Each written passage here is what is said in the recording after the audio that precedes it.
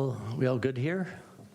All right, very good. Well, good evening, ladies and gentlemen. Those are of you who are here with us tonight, and to all of those who are maybe following from home. I'd like to call to order the Planning and Transportation Commission meeting of January 3, 2023, our first one. As we always do, let's rise and say the Pledge of Allegiance.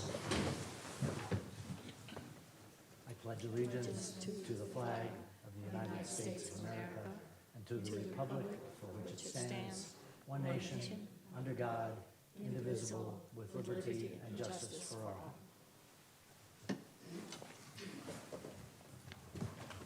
Roll call, please. Commissioner Roof, Present. Commissioner Garvey, Present. Commissioner Castaneda, Present. Vice Chair Clements, Present. and Chair Iacoponi. Present.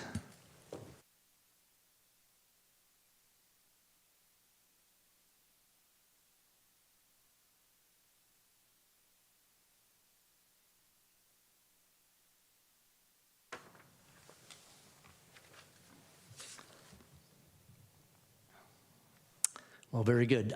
As we start our meetings, our first agenda item tonight is opportunity for public comment. Public comment is limited to items not on tonight's agenda. The Commission may briefly respond to statements made or questions posed as allowed by the Brown Act, Government Code Section 5494.2. However, the Commission's general policy is to refer items to staff for attention or have a matter placed on a future Commission agenda for more comprehensive action or report. So are there any members here in the audience that have a public comment about something not on tonight's agenda? I don't see any. And Lynette, are there any hands raised for those callers or Zoomers? Yes, we have one caller, David. Very good. Good evening, David. This is a public comment period. Well, we appreciate hearing from you. Please take 2 minutes or less and share what you'd like to. Hi, good evening to the committee and staff members. My name is David Tusman. I'm a resident of San Carlos. I'd like to bring to the Commission's attention that in the December meeting, the City Council approved an additional 12-month extension to our restrictive SB 9 ordinance. As this body is aware, San Carlos's ordinance enacts the constraints of maximum 800 square foot floor area and 16-foot height to units developed with SB 9. Members of this body and the RDRC have voiced concerns about this constraint and interest in alleviating it since it makes these projects economically infeasible. In fact, San Carlos's ordinance has the most severe size constraints out of the entire county. During the council meeting, myself and other residents called in to voice similar concerns. The council noted them and asked staff some small follow-up questions, including about what the reasons might have been for, there were 20 inquiries made throughout the year on SB 9 projects, but only one actual application was submitted.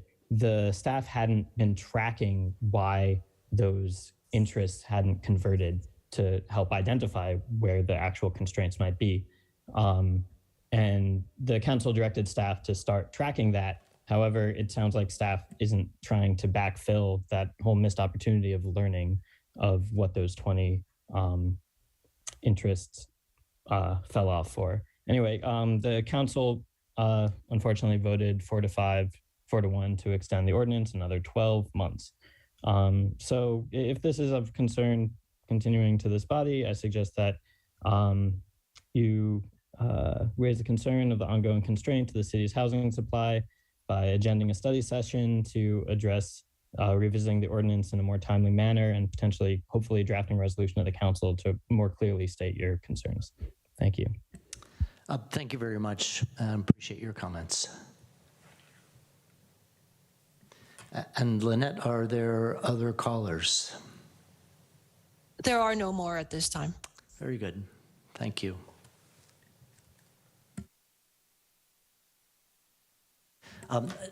We traditionally then move to approval of minutes, consideration of the December 19th Planning and Transportation Committee Commission meeting minutes will be postponed to January 17th, and we'll take them up at that time.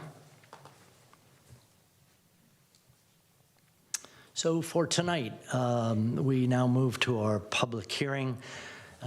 Procedure for public hearing is that staff will present a report on the history, physical features, et cetera, on the application, followed with staff's recommendations.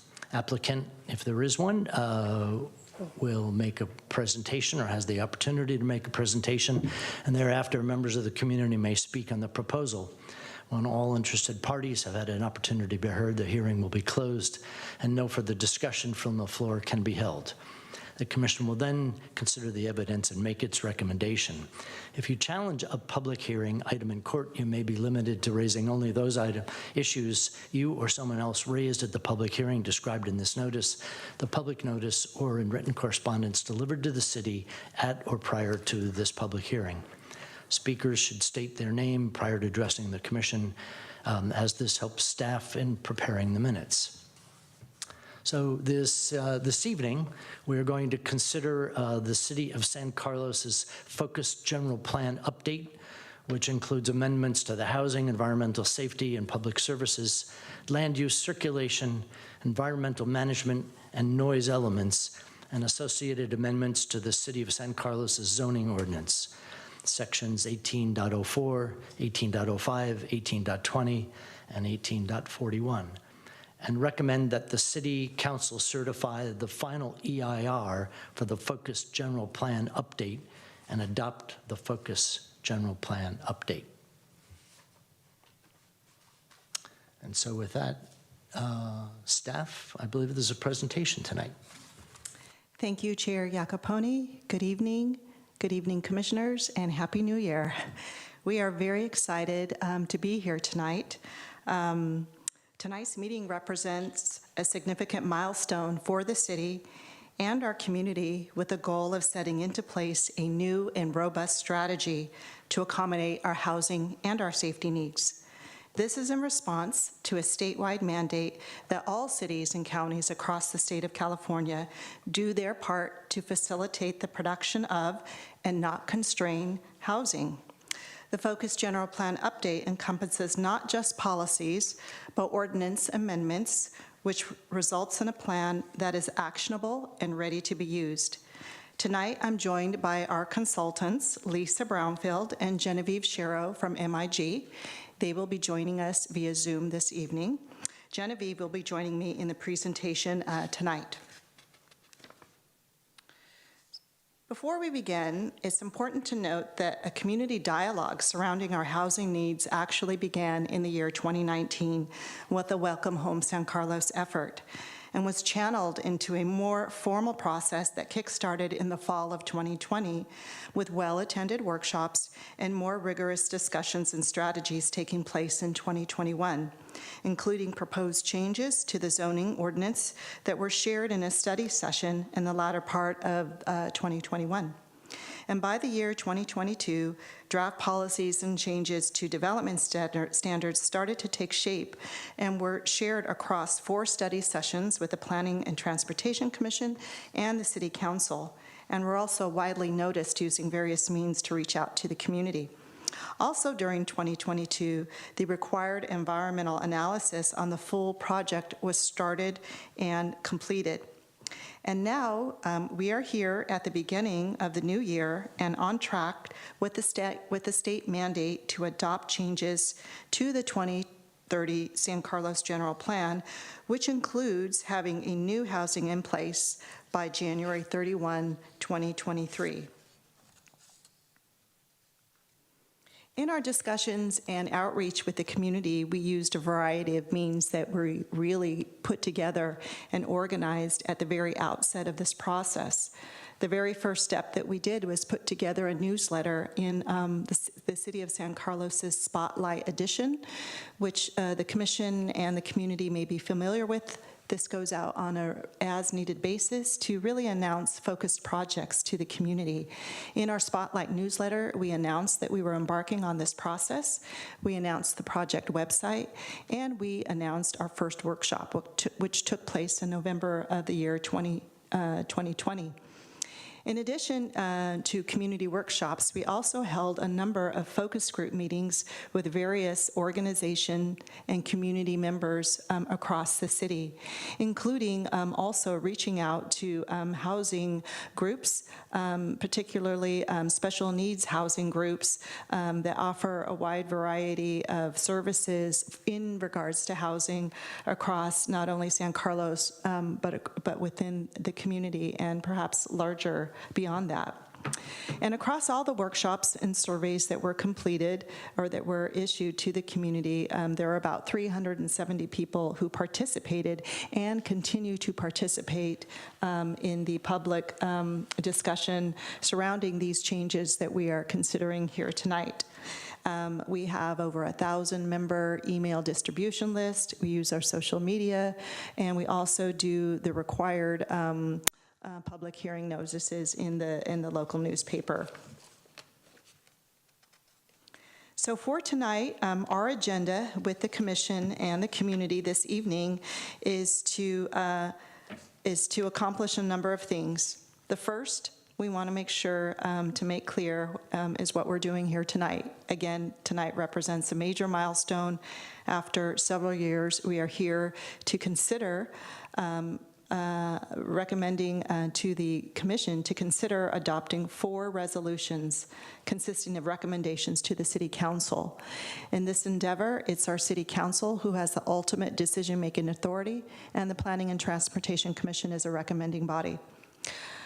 We will be providing an outline of the Focus General Plan Update Project for the Commission and the community to be very clear about what actions we'll be taking tonight and what this project is really all about. We will also be providing a review of amendments to the housing element, which gave rise to amendments to the land use element, the required amendments that we need to make to our safety element. This is a state requirement that when a city or county updates its housing element, we also have to update our safety element. And there's a number of changes as a result of state laws to address wildfire and sea level rise and climate change that are now also included in the proposed safety element. We also have minor changes to the circulation and environmental management element, one change to the noise element, and then in order to implement our housing action plan, we are proposing changes to the zoning ordinance amendment. All of this together is combined as one project, which has been reviewed under an environmental impact report, which is also part of your action tonight. And then we'll be talking about next steps. So this is our proposed agenda for tonight, and we will be getting through this with you with the assistance of the consultant and the staff that is joining us here this evening. So to kick us off, I wanted to explain what actions we are requesting of the Planning and Transportation Commission. There are 4 resolutions in your packet, and our recommendation is that you adopt these 4 resolutions. The first resolution for your consideration is to recommend that the City Council certify the final environmental impact report.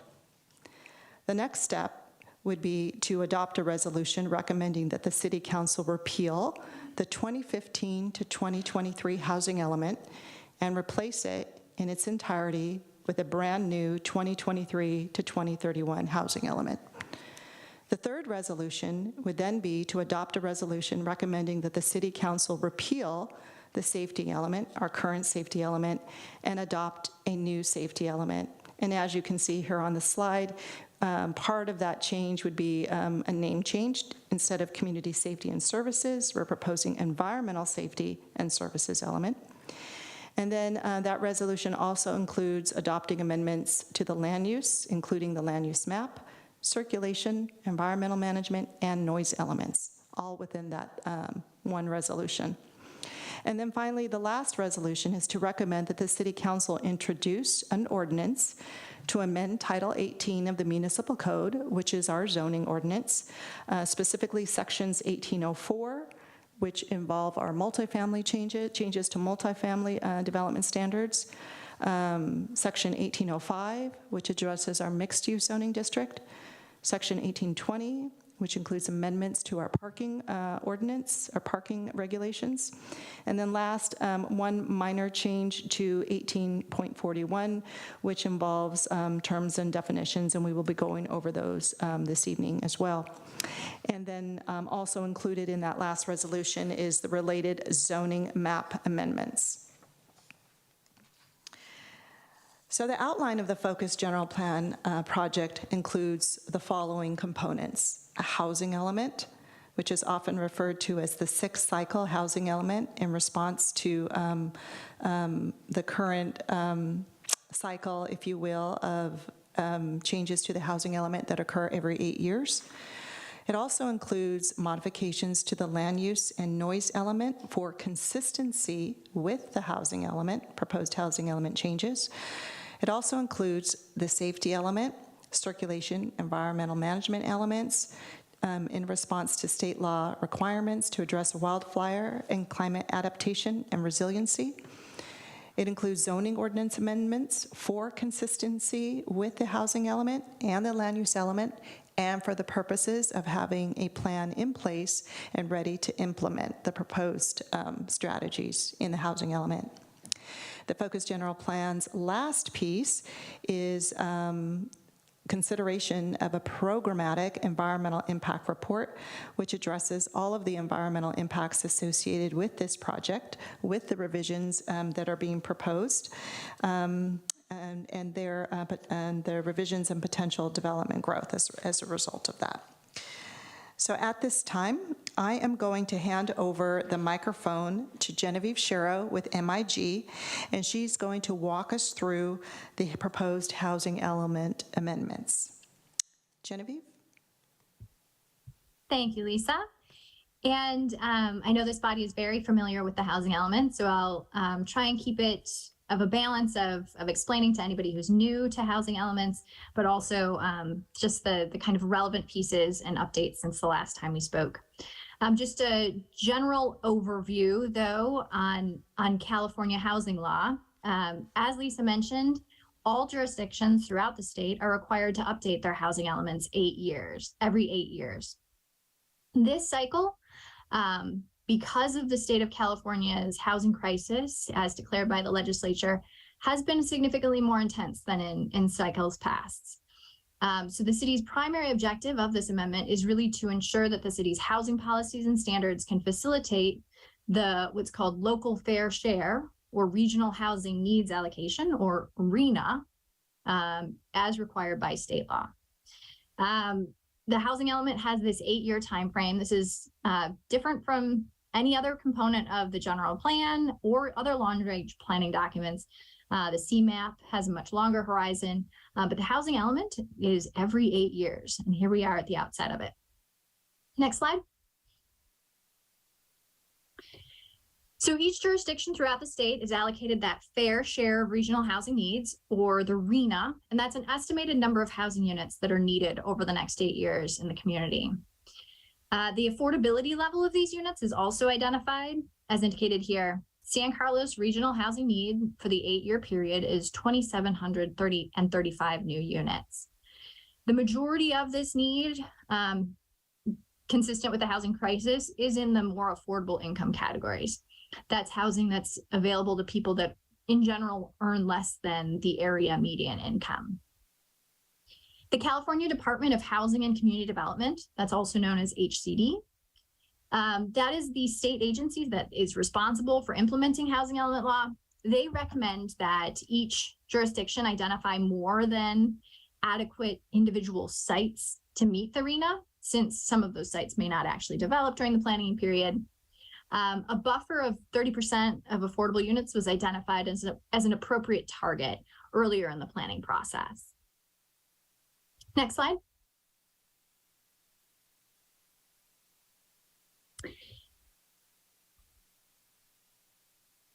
Sorry, could you go back one slide? Thank you. Oh, sorry, you did go forward. I have a lag. Apologies. So the draft housing element shows that the city can meet the RHNA through various strategies. The first is those are projects that are currently in the pipeline. These are projects that are currently approved or under construction, or proposed. With that, with those projects in the pipeline, we're able to meet a portion of the RHNA. And there's basically 3 other strategies that we are using to show that we can meet the RHNA. The next is to look at the projected construction of accessory dwelling units, or ADUs. Here we use the previous history of development in the community and project forward anticipated construction of ADUs. And similarly, we identify potential for SB 9 units. So similarly, we project forward based on analysis provided by the Turner Center and other histories. However, we don't have that same history of development to project forward anticipated construction as clearly, since there's less precedence. And then finally, we look at vacant and underutilized sites throughout town that could be redeveloped as housing. So with all of these methods put together, we yielded an estimate of 3,222 total units that can be met on sites within the city. And that is 839 units more than the city's identified RHNA. Next slide.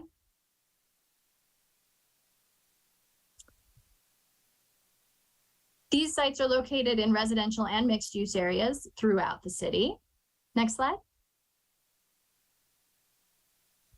So in addition to that parcel specific work that was done to identify those locations in the city where the city's housing needs are most likely to be met, the housing elements, real heart, the meat of the document is the goals, the policies, and actions that are intended to help meet the city's housing needs. The goals and policies are the city's guiding principles. The goals describe an ideal future and an expression of the community's values. Policies are specific statements that guide decision-making. And the actions are really important. These are the programs or procedures that the city is going to carry out to meet those policies and goals. A key action to meet the housing needs is action, it's called HOU 4.2, which proposes to change the zoning ordinance, specifically densities and building heights in mixed use and residential zones to accommodate the RHNA. Next slide. So HCD is really looking for these changes just like this so that cities can show that they're meeting their RHNA.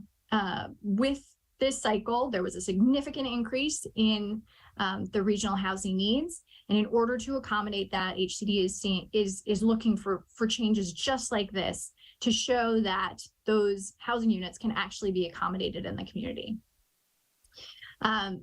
So in addition to those housing changes to increase density, they're also HCD is looking for cities to make sure that these changes are actually realistic and feasible. So it's not just a change to density, but the development standards need to be looked at to make sure that housing is actually feasible at those density levels, given the height and the setback and the other considerations. So the city underwent a really significant effort to make sure that that was done carefully and can accommodate the development that's identified, while also in considering comments from the public and considerations for transitional zones, transitional standards, where a zone is located next to a less intensive zone. Considerations are made so that that transition happens gracefully between the different densities. So where, for example, if a mixed use zone is next to a single family zone, those transitional parameters are implemented, including a decreased height or increased setback. Next slide. The housing plan, again, this is really the roadmap of the housing element. It includes 8 goals. These are related to ongoing livability, housing opportunities near transit, affordable housing, the removal of governmental constraints, housing for special needs populations, affirmatively furthering fair housing. This is also called AFFH, which is kind of a big endeavor that is included in this housing element cycle. Access to childcare and ongoing work with community partners. Many of these goals are really required by state law and pushed by HCD, and some are San Carlos specific. Next slide.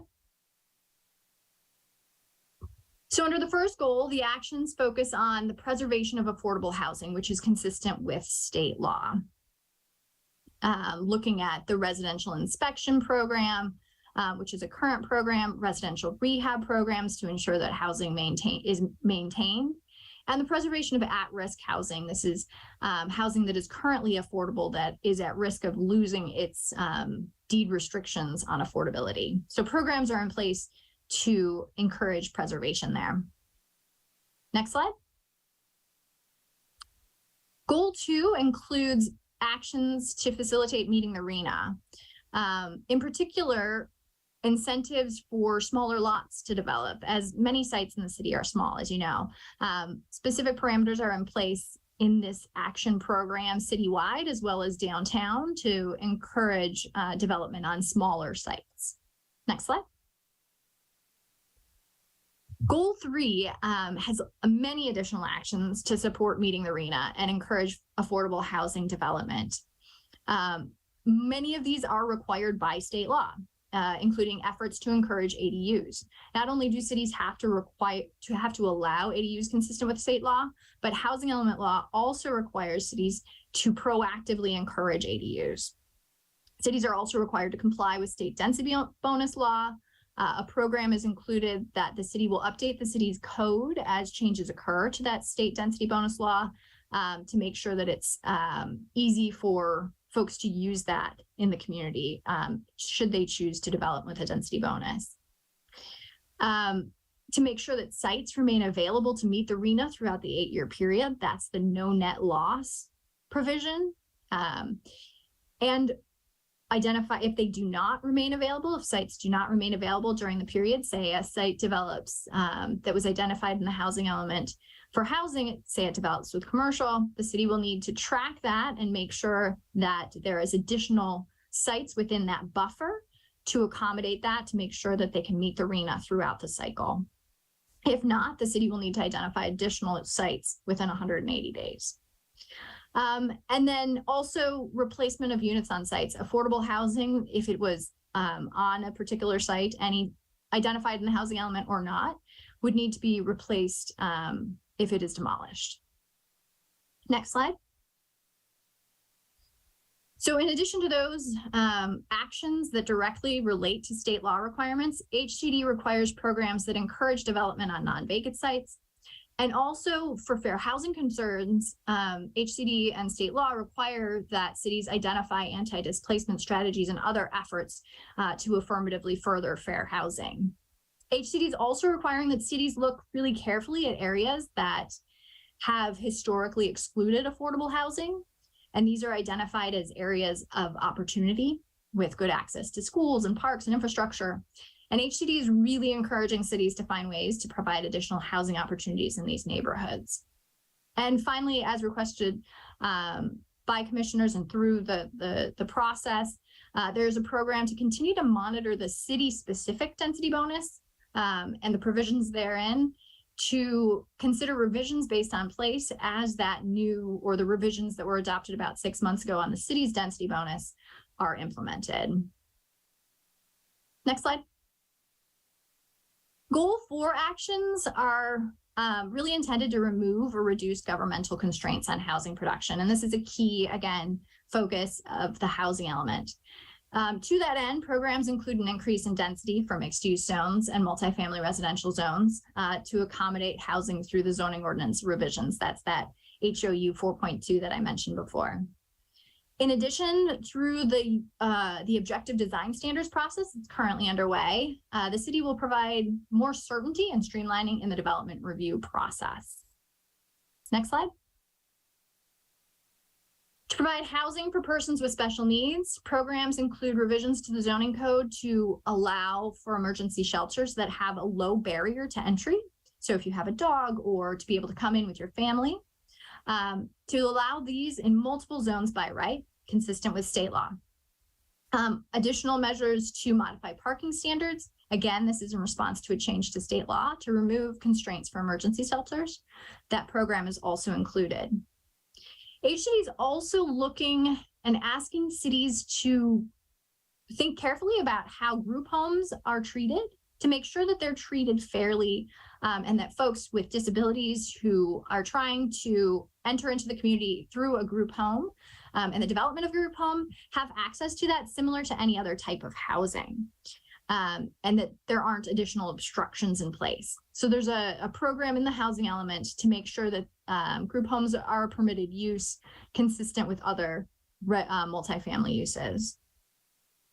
Programs also look at encouraging home sharing options and what's called visitability, or the consideration of folks with disabilities being able to visit a housing unit. Next slide. And then goal 6, this is a significant requirement for all jurisdictions in this housing element cycle, is to affirmatively further fair housing. To that end, HCD has focused much of the attention in their review of housing elements to make sure that cities are adequately promoting fair housing and housing opportunities for protected classes. Next slide. In response to public comments, this goal was added to increase access to childcare, and actions include a potential childcare development impact fee and revisions to the zoning code to facilitate childcare facilities. Next slide. And then finally, partnerships, as always, are a critical component of the housing element and any movement towards housing development, as the city is not responsible for developing these housing units throughout the community. The city will need to continue to collaborate with local partners, regional partners to address housing needs. Next slide. So the housing element, unlike most other elements of the general plan, except for safety, is required to be reviewed by HCD, that state agency, the Department of Housing and Community Development. HCD by law has 90 days to review a first draft submitted to them. So after a 30-day public review period back in the fall, the housing element was submitted to HCD. So in September, there was a 30-day review period. The city received multiple comments during that period and took 10 days to revise the housing element. Some specific changes to the housing element that occurred during that time included removal of certain sites that were identified to be unlikely to redevelop, or additional sites where folks identified that they would like to include housing as a potential, as a probable use on their property. Certain typos were fixed. Certain city policies and procedures were clarified based on questions that we received to make that more clear. We also adjusted certain things about our assumptions for how many and at what affordability level accessory dwelling units would occur in response to public comments. The discussion about transition zones was also added and clarified to address privacy concerns and neighborhood character concerns. We incorporated climate change concerns into the housing plan policies, reduced height proposal on East San Carlos Avenue to increase by 5 feet instead of 10 feet in the zoning code changes. And we added and modified some implementation measures to further integrate and provide opportunity for housing and to remove development constraints. So back then in the fall, this draft was revised and then submitted to HCD for their 90-day review back on October 13th, 2022. So the HCD reviewer has provided the city with some preliminary feedback. We spoke with them on December 22nd, and they've noted certain areas where additional information or analysis or clarity or revisions to programs are going to be required. HCD's 90-day review period will be complete on January 12th, at which point these comments will be provided in a formal comment letter. So we're working through these comments right now to respond to HCD. Some of those comments included revisions to provide additional information on sites to meet the RHNA, SB 9 analysis, and affirmatively furthering fair housing section. In addition, during this time, or earlier in the fall, surveys were distributed to property owners on sites that were identified as most viable to meet the RHNA. So the inventory of sites is being revised in response to that direct feedback. In addition, HCD is asking for some specific edits to the housing plan. Next slide. With certain programs. So these revisions are being made directly in response to HCD direction and will be incorporated into the draft housing element that will be considered by City Council at their housing element adoption hearing. Some of those programs that HCD is indicating need a little bit more metrics or clarity include additional promises to revise parking standards for group homes and residential care facilities, as well as emergency shelters, to make that really clear what parking requirements are allowed and make sure that those parking requirements are not a constraint to those types of development. Again, looking at those group home standards a little bit more carefully and putting in place a program to make sure that any impediments to group homes are removed. A look at the city's reasonable accommodations findings to make sure that they're not subjective and do not constrain housing for people with disabilities. A program to remove the constraints for CUP findings if constraints occur. So making sure that the CUP findings for any housing do not integrate subjectivity into any housing development approval process where subjectivity is not allowed. Incentives for lot consolidation would be required by HCD to add that to the housing programs. A discussion of utility capacity to make sure that the city has adequate capacity and has clarified that in the housing element, as well as in general, really specific quantifiable metrics, milestones, and monitoring procedures for all programs in the housing element. So that is, again, a summary of what we've heard so far from HCD. These revisions are underway and will be made directly in response to HCD's comments. No other changes are proposed other than those directed exactly by HCD.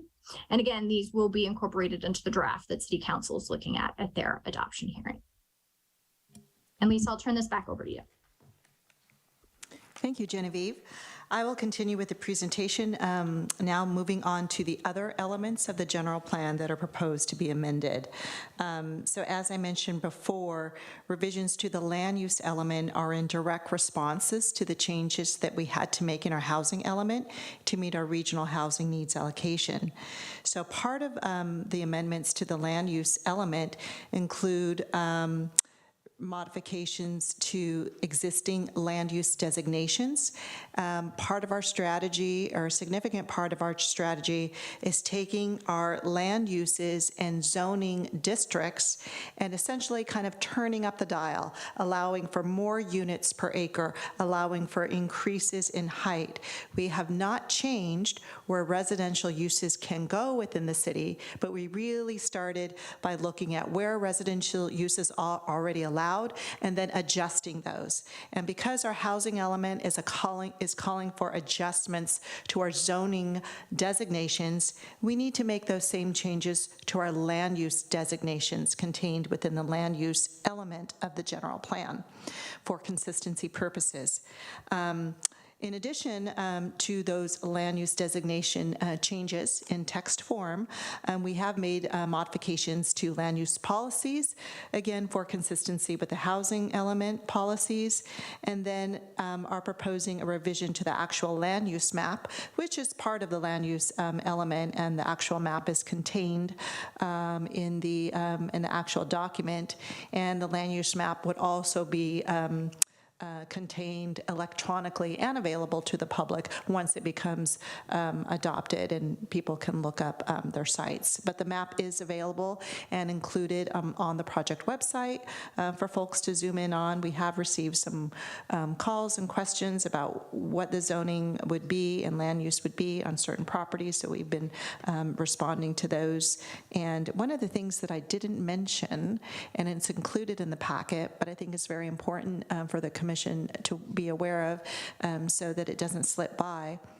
Staff sent a courtesy notice to every property that was undergoing a zoning change, describing in case they hadn't heard, we've been doing a lot of outreach, but it is quite possible that certain folks may not be aware of. But we sent a courtesy notice to every property owner that has property that is proposed for modification, and we have received some follow-up from the community on that. So it was very good that we did that to let folks know that their land use and zoning are proposed to be modified. So the policy updates in the land use elements really encourage, as Genevieve was mentioning, and as we heard from the community during the discussions of the housing element, and more recently over the course of those 4 study sessions that we had at the end of last year, really wanting to make sure that the transitional standards that we currently have in place are maintained, and that we continue to encourage those sensitive transition between a mixed use or multifamily new development and an existing single-family home. So we made sure that those policies are maintained and underscored in the land use element. We're also including new language, new policies related to the development of objective design standards. We already know this is something that we need to do, but we want to make sure that that's reflected in our policy document as those objective design standards essentially kind of have been born and could potentially be modified as the years go on. They are essentially a new tool that we have in our toolbox and within our regulatory toolbox to regulate new development. So that's reflected in the land use element. And there is some policy changes as a result of our safety element, which involves that all new development and significantly modified development in any areas that are deemed high and in a very high fire susceptibility zone install and maintain prior fire prevention design and materials. So moving on to our safety element, I want to start first with the safety element policy language with respect to wildfire, because this is a new section in our safety element. As Genevieve mentioned, our safety element is required to be reviewed by CAL FIRE, another outside state agency review requirement. So in the safety element, there are new policies in response to wildfire measures, which involve encouraging what is referred to as home hardening, which is essentially a fire prevention standards and guidelines in respect to the way a building is designed or the materials and the maintenance of the building. It also includes evacuation routes and identifies, for example, single access roads within the city and policies surrounding those particular characteristics. It also discourages essential public facilities and new development in the very high fire hazard severity zone without some form of mitigation. It calls for regularly reviewing the city's rebuilding standards and policies relative to being located in the very high fire severity zone. It also calls for street design and maintenance to facilitate emergency access and minimize single access roadways in new developments. And it requires that new development have adequate water supplies to meet fire suppression needs and working with water suppliers to ensure adequate water supply.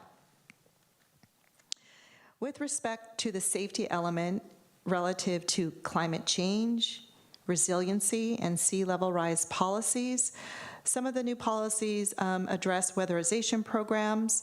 They also support Cal Water's water storage tank construction and upgrading city waste and wastewater systems to accommodate drought and water quality change and availability.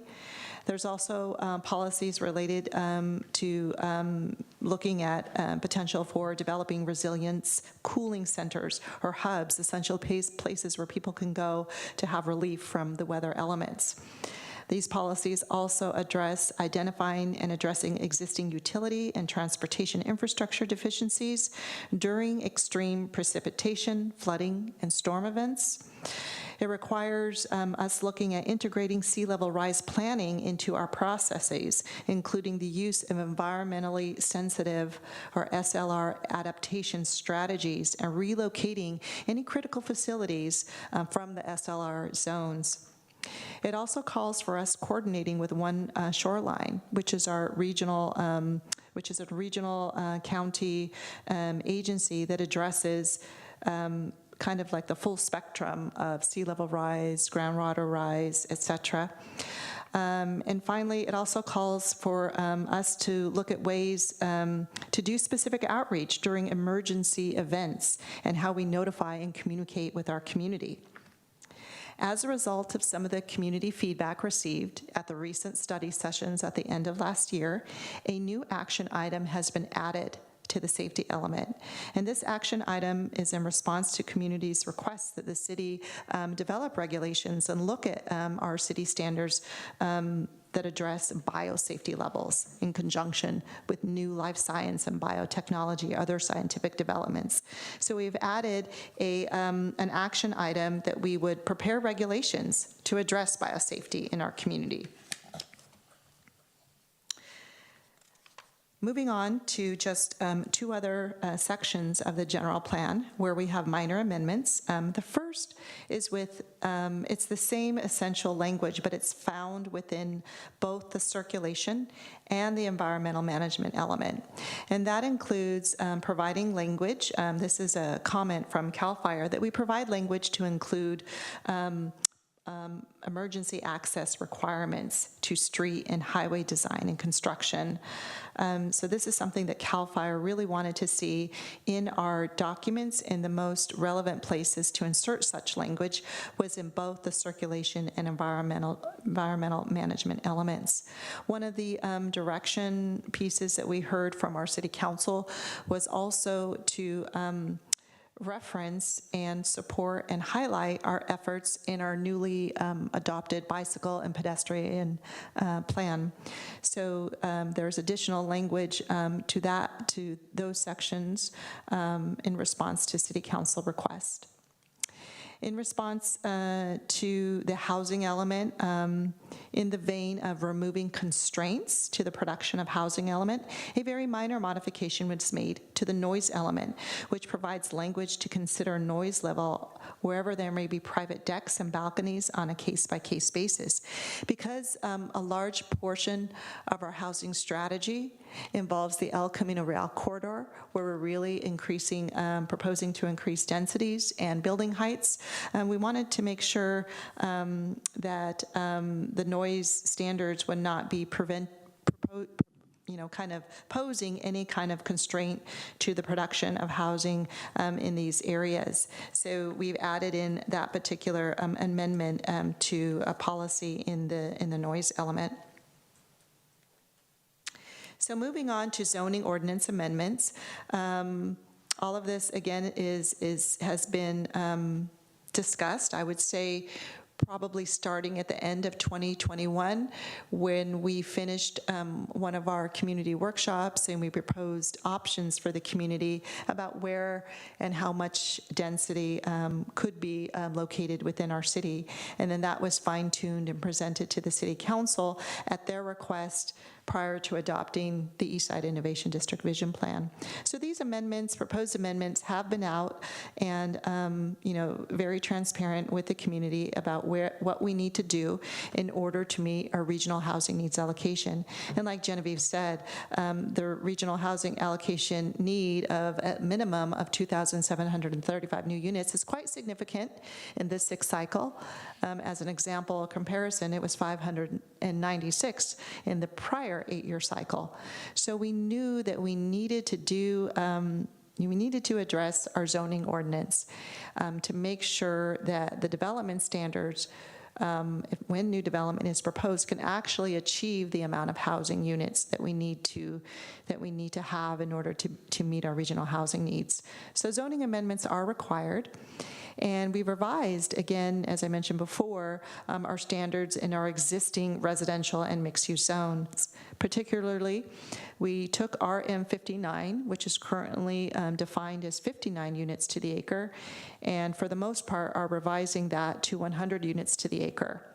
And then across all of our existing mixed-use districts, those mixed-use districts have been modified to allow greater intensity or density. And I'm going to show you a table in just a minute. We can kind of look at those a little bit more closely once again. So in the zoning ordinance, primarily we're adjusting standards to increase density and height. We're maintaining the transitional standards. We are including amendments to our parking requirements to remove guest parking requirements, but also in response to a recently passed Assembly bill measure, AB 2097, which requires that cities not impose minimum parking requirements to new development, whether that's residential or commercial, if it's within a half mile of public transit. So we went ahead and included that in the parking amendments as well, because that is essentially state law as of January 1 this year. And then in our terms and definitions, we made one change only, and that is to the definition of what is net density. And we made that change to allow the square footage of easements. So whenever there is an easement on a property, and whatever square footage that easement amounts to be, we modified the definition so that that easement area could be included in calculating allowable units or density. Right now, in the definition, easements would not be allowed. So we thought this was kind of like an unintended constraint to reaching the density provisions that we are proposing. So we made that amendment as well. So kind of just, I don't want to dive too much into detail, but this table here, which is contained in the housing element, and it's within the staff report and in the resolution, and it's very clear about what we're changing with respect to densities and heights across our existing zoning districts. So in the far left, you can see in the existing column, these are all of our existing mixed-use and multifamily or RM zoning districts. And then as you move to the right of the table, it's very clear to see how we are modifying those. And what we thought we could do in the naming of these zoning districts is just to include very clearly what the density allowances would be. So for example, at the very top, you can see MUN, mixed-use neighborhood. That's the existing name, and it's proposed to be MUN 40, and 40 means 40 units to the acre. We also have a MUN that would be 50 units to the acre. It's in a different location, so we're proposing that it could accommodate even more. And then there is another MUN zoning district right on El Camino Real, which can accommodate 120 units to the acre, and so on. So all of the numerical references at the end of each zoning district name refer to the amount of units per acre that you can get. So it's very clear. Anyone can look up their zone and just know right away. MUSB 120 means 120 units to the acre in that location. Moving kind of in the center of the table, we are introducing a new minimum density requirement. Currently, we don't have a minimum density, and it's one way to ensure that projects are meeting our regional housing needs allocation, and also that projects get to take advantage of our inclusionary housing ordinance and potentially ask for state density bonus provisions when they provide affordable housing in conjunction with their proposed housing developments. So that's new, and it's specifically designed to ensure that we meet our affordable housing needs. And then to the very right of the table, you can clearly see how the existing heights and proposed number of stories are being modified. In our existing zoning, we have development standards related to maximum heights and development standards related to maximum stories, and both of those need to be met. And so essentially we are going at the very maximum, say from a 4-story or a 50-foot development to a 6-story or maximum 75-foot tall development. And this is a result of a community workshop that we had with the community, where we presented these options and some graphical renderings to kind of share what these would look like. So this is in summary how the significant modifications to the zoning ordinance. And then because it was very much discussed, I thought it would be worthwhile to include a graphic just to reinforce that the city's transitional standards that we currently have in place are being maintained and are going to be maintained across both multifamily zoning districts, both RM59, where it currently will stay in place as RM59, and in the areas where it will be modified and upzoned to a RM100 to the units to the acre provisions. In both of these scenarios, there are requirements that whenever a multifamily project is next to a single-family home, that there be a 20-foot rear yard setback. And that is part of that 20-foot rear yard setback. It includes a 5-foot wide tree-lined, not just any landscaping, but tree-lined landscape strip. And then in addition to that 10-foot side yard setbacks, the building also needs to be stepped down based upon the distance to the property line that would adjoin a multifamily project with a single-family home. So these are being maintained, and we just wanted to make that clear. And we did send courtesy notices to the property owners in the East Side neighborhood describing that these would stay in place. So moving on to the last piece, and then I will be able to, pause and we'll get into questions. But moving on to the last piece, which is the environmental impact report. So according to state law, 2 types of environmental impact reports may be prepared. And so you typically review project-level EIRs, which evaluate potential impacts of an actual development application. But in this project, the EIR is considered to be a programmatic EIR, where the proposed project is a policy or a series of policies the city is anticipating adopting. So the programmatic EIR looks to evaluate the potential environmental impacts of a proposed policy. That's the general plan or the zoning code. In some cases, additional environmental review will be required when specific development projects are proposed. But the EIR was prepared in accordance with CEQA, the California Environmental Quality Act law, which includes a 45-day public review period. And in our case, the public review period began on October 14th and ended on November 28th. And during the review period, the city received 14 comment letters, which have been provided in the draft final environmental impact report.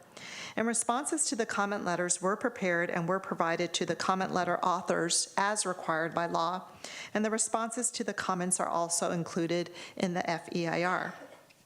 So tonight, we are asking the Commission to review the draft EIR and the draft FEIR, the final environmental impact report, and to recommend certification to the City Council. This slide shows the 16 environmental issue areas that were analyzed in the draft EIR. 13 of the environmental issue areas were found to have a less than significant environmental impact, but 2 issue areas, which were biological resources and cultural resources and tribal resources, were found to be less than significant, provided they had mitigation, and those mitigation measures have been included in the draft EIR. But one issue area, air quality, was found to be significant and unavoidable, even with mitigation. So what happens in this case is that a statement of overriding considerations will need to be considered by the City Council when they consider certification of the EIR. So moving on to mitigation measures and alternatives to the project. So as I mentioned earlier, 3 environmental issue areas require mitigation, and those are air quality, biological resources, and cultural resources and tribal cultural resources. So in total, 6 mitigation measures are proposed as identified in the draft EIR. In addition, state law requires that project alternatives are evaluated and discussed. And so the EIR considered 2 alternatives to the project. One, which is the no project, which is essentially would be the existing housing element, the general plan as is, and that it be continued to be implemented as written without modifications. And then the other alternative would be the RENA-only project alternative, which would be just meeting the regional housing needs allocation baseline number without any buffer. So the no project alternative, obviously would not meet any of the project objectives and would mean that the city would not be in compliance with state laws regarding general plan housing and safety elements. The city would be subject to significant penalties for not adopting a housing element reflecting the 6-cycle RENA assignment, and the RENA-only alternative would meet many of the city-state project objectives. However, HCD's guidance states that to ensure that sufficient capacity exists in the housing element to accommodate the RENA throughout the planning period, that we should create a buffer in the housing element inventory of at least 15 to 30% more capacity than required, especially for capacity to accommodate the lower income RENA, or RENA allocation. So jurisdictions can also create a buffer by projecting capacity less than what is allowed from maximum density to allow for some reductions in density or rezoning additional sites above what is needed to accommodate the RENA. So if the city prepares a housing element update that does not include buffer sites and RENA only, HCD will not accept the proposed housing element update and would direct the city to include buffer sites. So thus, the RENA-only alternative does not meet the important objectives of having an HCD certified housing element. If an alternative is considered clearly superior to the proposed project relative to identified impacts, the state CEQA guidelines require that the alternative be identified as the environmentally superior. And these are words right out of CEQA. They call it the environmental superior alternative. Essentially, it's the version that has the least amount of environmental impacts.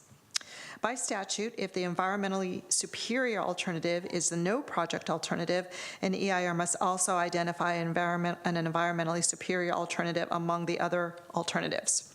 So the identification of the environmentally superior alternative does not consider the ability of the alternative to meet the stated project objectives. It focuses on environmental impacts only.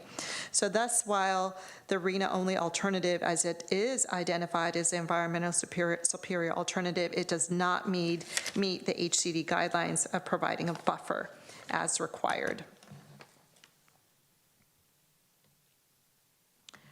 This concludes our review of all of the components associated with the Focused General Plan update. And the recommendation that the staff has for the Planning and Transportation Commission is to adopt 4 resolutions in the order of appearance. And these are the motions that you would make should you choose to make these motions tonight. The next steps after tonight's consideration of the motions, should the Planning and Transportation Commission approve to adopt these 4 resolutions, would be that the project moves forward to the City Council for formal consideration and adoption. Housing element compliance would continue with the State Department of Housing and Community Development. One of the items that we are going to be asking for from the City Council in their resolutions is to allow staff to make any minor modifications to the documents should HCD require only minor modifications and clarifications. However, if HCD requires substantial changes, we would then be bringing those back to the Planning Commission and the City Council and do this again, should those changes be substantive. But if they are not, we are going to be asking the Council to allow staff to make those minor clarifications and essentially, show our work to the state in the form that they're asking for. So this concludes our presentation. Tonight, again, I'm joined by Lisa Brownfield with MIG, Genevieve Shero joining us on Zoom tonight. I'm also joined by our City Attorney, Greg Rubens, Andrea Martisich, our Assistant Community Development Director. We have Adam Aronson, our Economic Development and Housing Manager, and also some support from our current Planning Division staff team, Megan Riddlesberger and Rucha Donde. And I apologize, I don't have Rucha's name on here. I didn't know you would be joining, but so glad to see you here this evening. And so I'll turn it back over to the chair, and we'll be happy to to answer and do our best to answer any questions you may have for us this evening. Thank you. Thank you, Lisa. And also thanks to Genevieve for her time. This, as you said, is, kind of a very important point in what's been a journey, a body of work. So thank you for working to summarize it so well in a short time. So I think we'll start, as we do, with comments and questions to clarify from fellow commissioners, and maybe some of you will have multiple things. Can I suggest, if maybe a couple of points, and then pass, and we'll make sure that all of your thoughts are heard, but make sure to get your variety of voices in. So if that works, maybe Commissioner Roof, would you like to kick us off? Sure. Thank you. And this is a very impressive set of documents that we had the privilege of reviewing. And my first question is based on something that was probably discussed early in our journey, which is with the additional housing that we're talking about, there'll be about a 25% increase, something on that order. And I'm surprised that in the environmental impact report that impact on traffic and transportation didn't rise to the level of being potentially significant. And I wondered if somebody could explain why it didn't rise to that level. I'll go ahead and start, and then I'll ask our consultant, Lisa Brownfield, to add any additional information that she can. On a very fundamental level, part of that reason is because the analysis required by state law under CEQA has changed from a level of service analysis, which essentially assigns a grade to the intersection operations. As the commission may recall from a VMT or Traffic 101 that we had by Mark Spencer about, I don't know, maybe was that a couple months ago? So it changed from LOS to VMT, one acronym to the other, level of service to vehicle miles traveled. So essentially, under CEQA, what we're required to look at is how a development or the proposed policies would impact VMT. And based upon that level of review, there were not the traditional impacts. I mean, just how we evaluate or what we consider as an environmental impact under CEQA is evaluated differently. So that is the fundamental reason. Lisa Brownfield, if you're there, would you like to add anything to that? Thank you, Lisa, and hello, commissioners.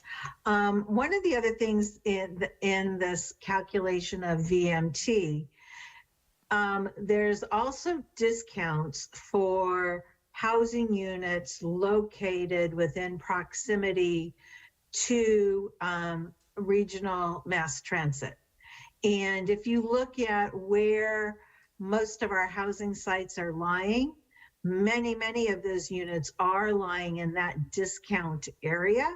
So as a result of that, when they're looking at the VMT and looking at the traffic going through the VMT lens, some of those numbers are less because they're within the specified corridor that is provided through the discount in state law and procedures. Okay. Thank you. Both of those explanations were quite clear and really addressed the concern that I had. Thank you. That's all I have for the moment. Thank you, Commissioner Roof. Commissioner Castaneda, would you like to go next? Yes, I would like to talk a little bit more about the, in the final EIR report, the 2 unavoidable effects on air quality that are listed in Section 5. And I see that these apply to new discretionary development projects, and I have been led to believe that this includes commercial and industrial projects. Is that correct? I'm going to ask for our consultant to confirm that. I believe that's the case, but I want to confirm with Lisa Brownfield. I'm currently asking the EIR team member to weigh in on that as well. So if we can hold on just 1 minute while I ask him, Okay. that would be great. I'll go ahead with my, why I'm asking the particular question. The statement of overriding considerations for these unmitigatable effects has objectives A through I that particularly emphasize housing and neighborhood objectives, plus seismic and geological hazards, flooding, fires, and hazmat considerations, and emergency response. So those objectives are quite focused on housing and these hazards, which of course we could understand if we were upgrading property to take care of these particular hazards and hazmat considerations, that it might be acceptable to go ahead even though the air quality standards weren't met. But I just want to know if it does include these private industrial and commercial projects, and whether we should in any way make a note of that, because I wouldn't think that we would, in many cases, want to approve such projects if they didn't meet the air quality standards. All right. I'm paraphrasing what Mike Campbell, who is MIG's EIR consultant, not consultant, he is part of MIG, but he is the project manager for the EIR. He said, yes, it includes all type of development because the air quality analysis looks at general increase in development and not necessarily housing alone.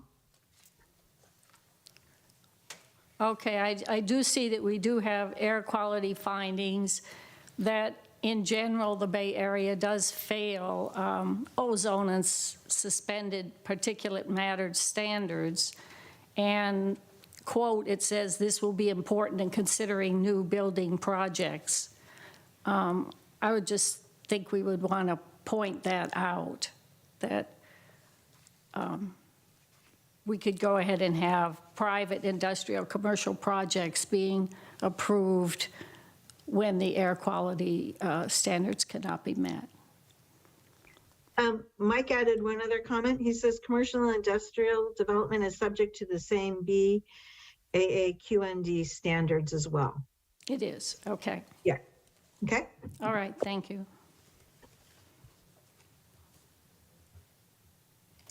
Great. Anything else to add? Okay.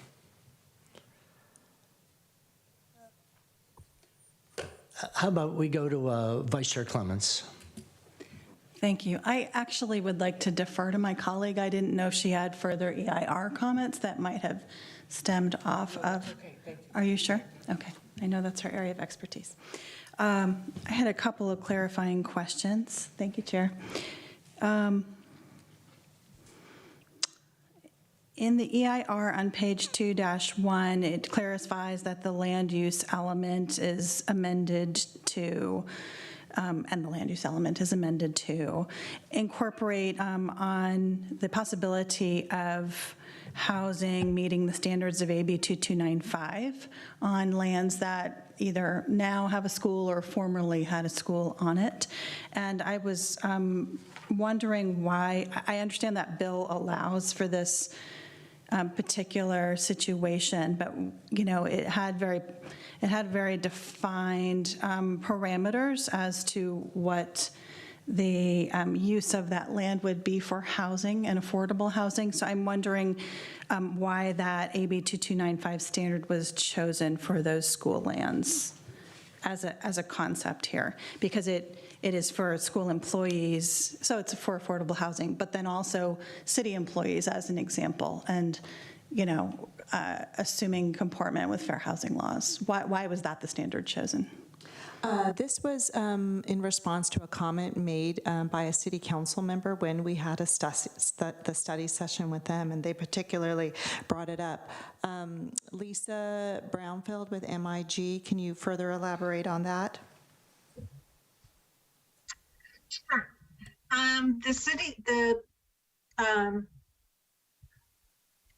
If I recall correctly, the city council person was asking about the idea of having providing additional housing on former school sites and things like that.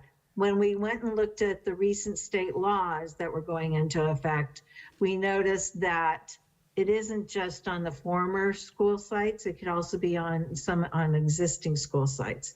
But we wanted to be really very more kind of on the conservative side of that perspective, and that's the reason why we set that parameter. If it's your and the council's direction, we can look at things more broadly.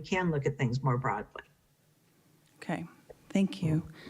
I have a couple more questions. Why don't I ask one more now, and then we can do another pass through. I think this is probably a softball, but I just wanted staff to confirm. I noticed that the Cal OES comment letter just said housing elements need to, and I'm sorry, safety elements need to address all of the following aspects, you know, seismic safety, fire hazard safety. And I just wanted to clarify with the amended draft, does this amended draft now comport with all of the Cal OES required contents? Lisa, as I say, may I take this, Lisa?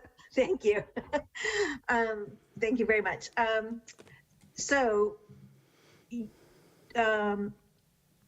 You saw the letter that Cal OES has received.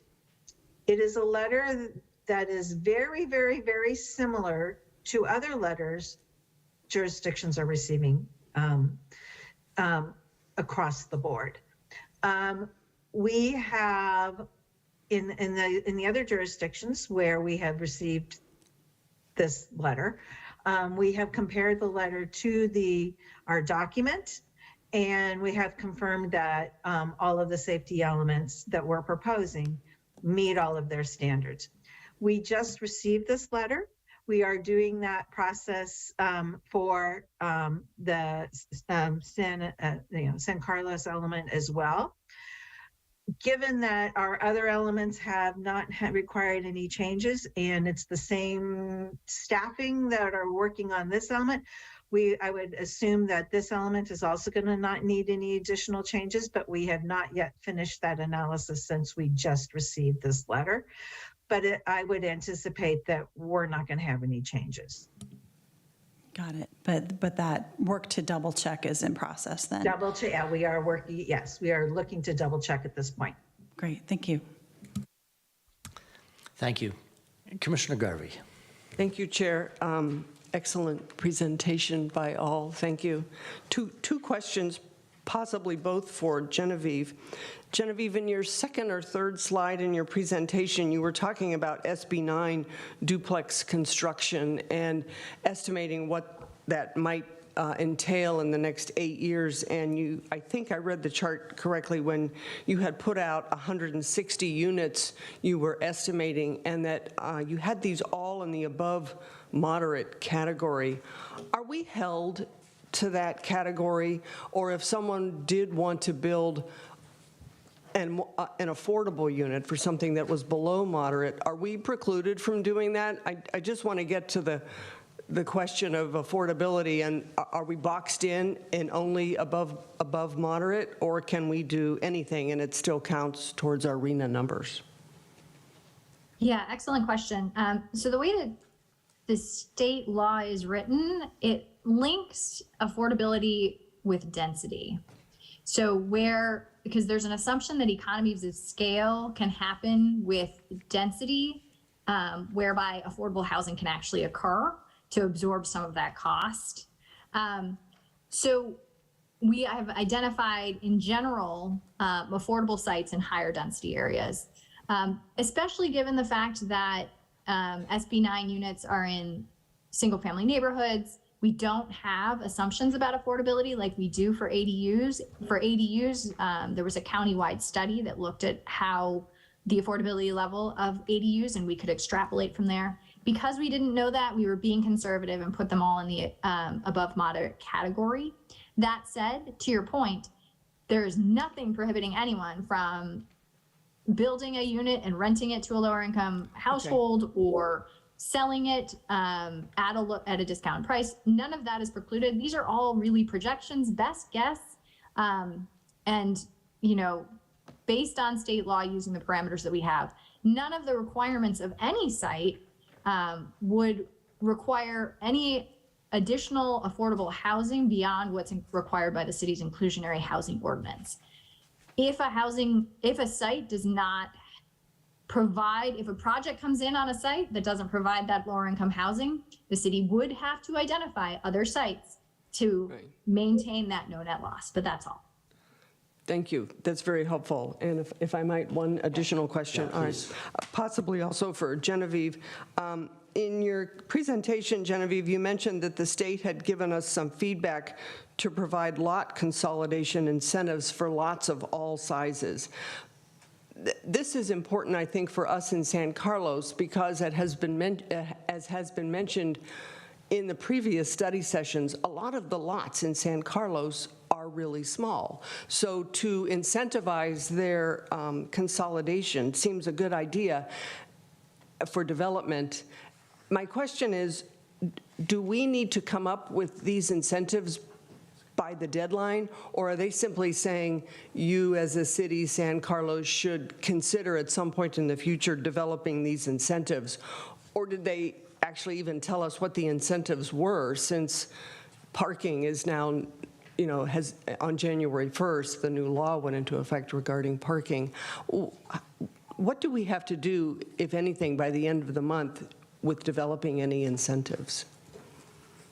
So we'll need to include a program that we'll probably do kind of a two-prong approach. One is looking at those small lot incentives to see if there's anything we can do there. So where lots don't need to consolidate, making it easier for those small lots to develop as they are.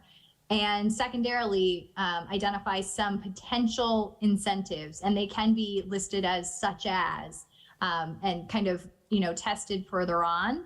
But we'll likely need to identify a few more metrics to track that as well moving forward. What HCD is really looking for is some kind of certainty around these, that we're really looking to do the most that we can to make sure that there aren't constraints to development on those sites. Thank you. Very helpful. That's all I have. Thank you, Chair. Thank you, Commissioner. I'm going to chime in with an observation and a question. And in the inventory of sites to meet our RENA and also to give us buffer, one of the things that I'll say jumped out is that the line called vacant and underutilized mixed-use sites accounts for a really large proportion of both the total new housing, which makes a lot of sense to me, but also is the majority of the extremely or very low income units. And that also may be the right answer, may be sort of obvious, but is there some thinking behind linking, like that scale, it's the biggest number on the table, the linking that with some of the actions in the housing element? Like, how are we going to get there? I'll take this one, if that's okay, Lisa. I was going to ask you. Sure. So again, this comes back to the way that state law is written, because we don't know where affordable housing is going to occur. We can't predict the future. But we can make some assumptions about where affordable housing is easier to occur. And that is where densities are higher and that affordable housing costs can be absorbed through economies of scale. And so that's why we see that the majority of the affordable housing showing up under the vacant and underutilized mixed use sites, because those do have the highest densities.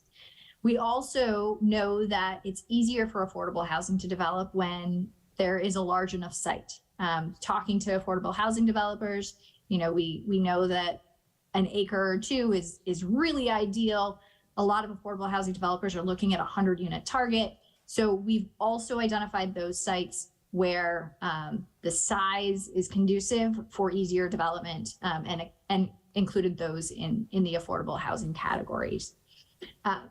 So to that end, we're looking at, those lot consolidation measures and a variety of different measures to really encourage it.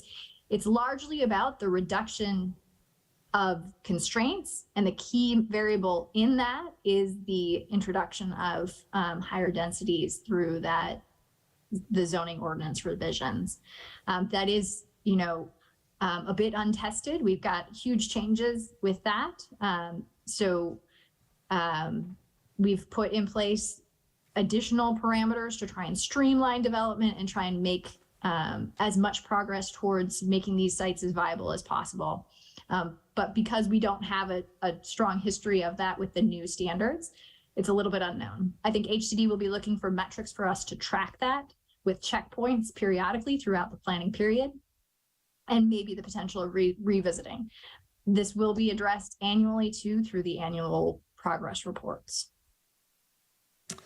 Great, that's really helpful, and I follow the logic, and I think, as you were speaking, where you ended up was where I would hope you were, which is it's a big bet, right? I mean, we're putting a lot of emphasis on that strategy working, and if 2 years in or 3 years in we've got a bust, it would be important to know and then take a step back and figure out what to do. But glad to know what the thought behind it was, so thank you.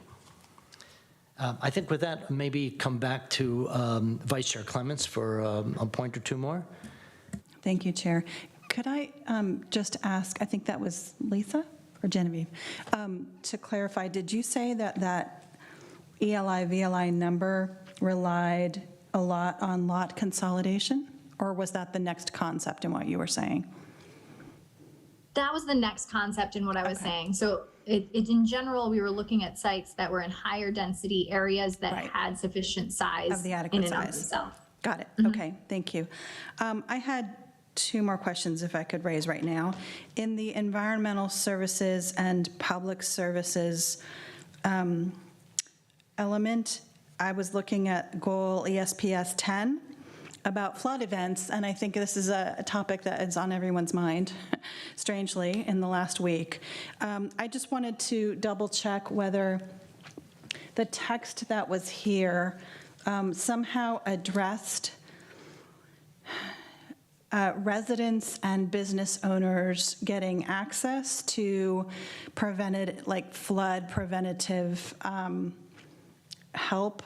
I know a lot of people were trying to get sandbags last week, and I saw a lot of messages on Nextdoor, and people were freaking out about it. So I see communications referenced, but to me, this was pretty analogous to the cooling centers, which was establish the assistance and then communicate about the assistance. And so I wanted to just ask someone to help me find these concepts about resident and business access to flood prevention tools like sandbags, and then the communication that goes with that.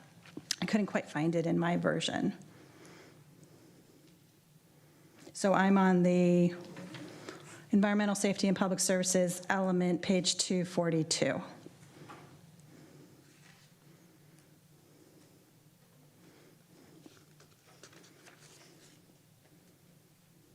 Hi, this is Lisa Brownfield again. And another person behind the scenes is Barbara Beard, who is our safety, environmental safety person. And so I just kind of pinged her, as well as I'm scrolling through the document as fast as I can scroll. Can you, I'm sorry, I'm looking at it through a track changes document as well. I'm Can looking you- at the red line version from, Yeah, that's perfect. What page were you looking at? 242. 242, hold on. So I'm I on see page- the identified deficiencies in the existing utility and transportation infrastructure that might fail, which reminded me of like, do we have, sufficient drainage along El Camino as an example, and whose job is that? But anyway, maybe this is more of a comment. I don't want to put you on the spot trying to wordsmith, but No, that's fine. I'm looking through it. Ugh, my version of 242 puts me into the noise. oh, I see. Yeah, I'm on goal ESPS 10, and in those later actions, it just reminded me that about resident access and about business access to the resources that are out there. Let me get back to you because the document I pulled up has everything across. Nothing is everything is stroke, whatever that's called. That's fine. That's fine. So I will get back to you as soon as I can find that. And then I Okay. had just one, no problem. And then I had just one more question. I see in that element on the last page, page 259, under goal ESPS 16, there was one policy, 16.1, and then there were no actions following it. Was that inadvertently omitted? Because I could think of an action or two to add. Lisa Brownfield, I'll need Barbara's response to that as well. I know that some of the, and these are some, your question, Commissioner Clements, was a similar one that I had on some of the housing element, just the framework of the goals, policies, and action items, so that not every, I guess some of the policies do not have action items, and because it may not be relevant to have an action item, depending upon the type of policy. But if we could get some clarification on that from Barbara, that would be helpful. I have now found another document that actually has the same pages numbers that you do. You're correct. I remember seeing one that it didn't have an action with it. And I think it was, and I recall thinking, oh, that's because other policies, other actions actually implemented as well.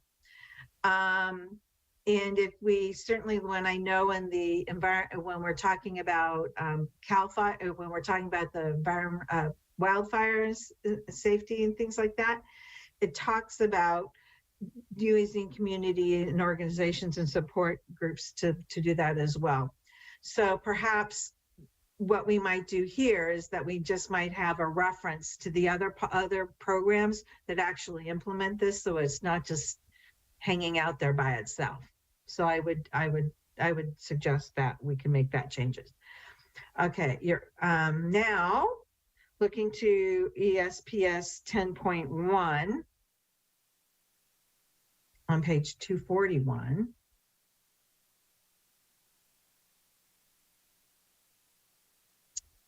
And 242. And 240, right. I see it's going from one to the other.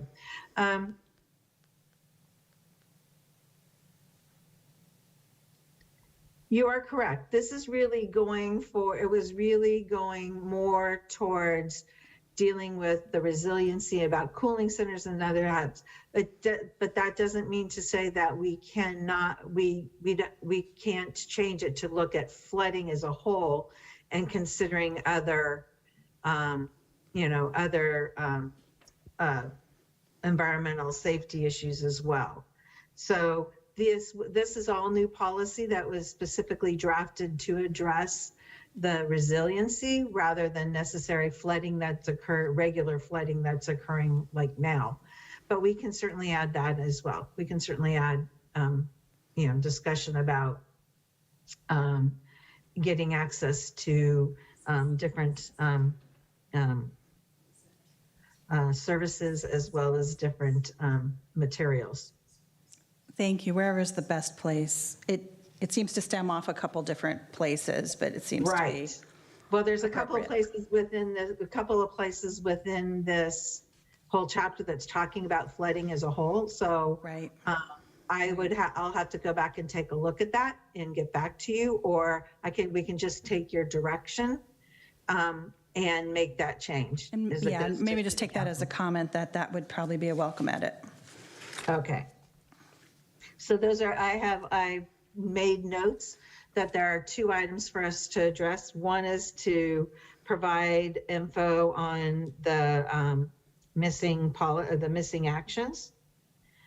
And the second directional item is to have, provide more information about resources for flooding and other more traditional hazards that currently occur beyond the extreme heat and things like that. Okay. Thank you so much. Thank you, Chair. Great. Commissioner Garvey. Thank you, Chair. One additional question. Have we received any feedback from the state indicating that the housing buffer amount that we proposed is reasonable?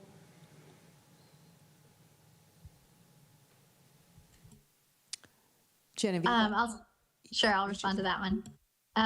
So in general, the comments from HCD are not quite that black and white, but it's more about making sure that the sites that we've identified, especially with regard to non-vacant sites, that we've put in place enough information that we are making it clear that the existing uses are not an impediment. So to that end, we did identify more sites in the housing element than we had identified early in the process. It's more than that 30% buffer. Acknowledging that through this HCD review process, some of these sites may be removed because of that. Thank you. Very helpful. That's all, Chair. Great. Thank you all very much. Are we okay to move to public comment? Great. Well, thank you again for your input and questions. Maybe, Lynette, could you share the number of hands that you might have raised on our online callers? Just to get an idea. We have 4 right now. Oh, very good. Okay. Actually, it's kind of increasing, 5 now. Okay, that's fine. I have 5 speaker cards here. Maybe to kind of facilitate balanced conversation, we'll start with a couple of the speakers here.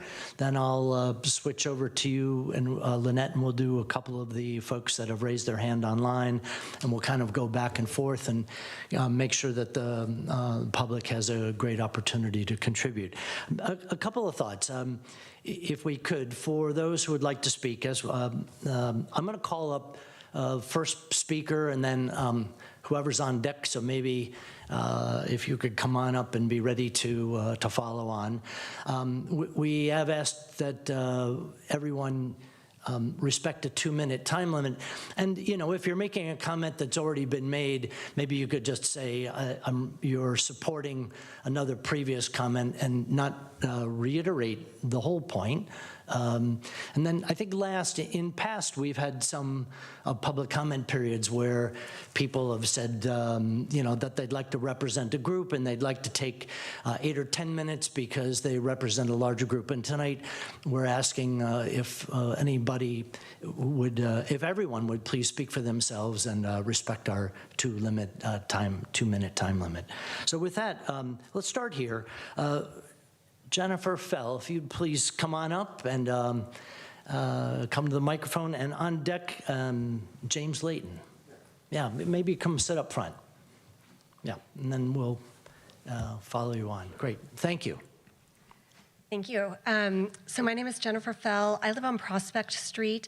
I'm right on the border of the proposed RM100 RS6 housing. I've lived there for 17 years.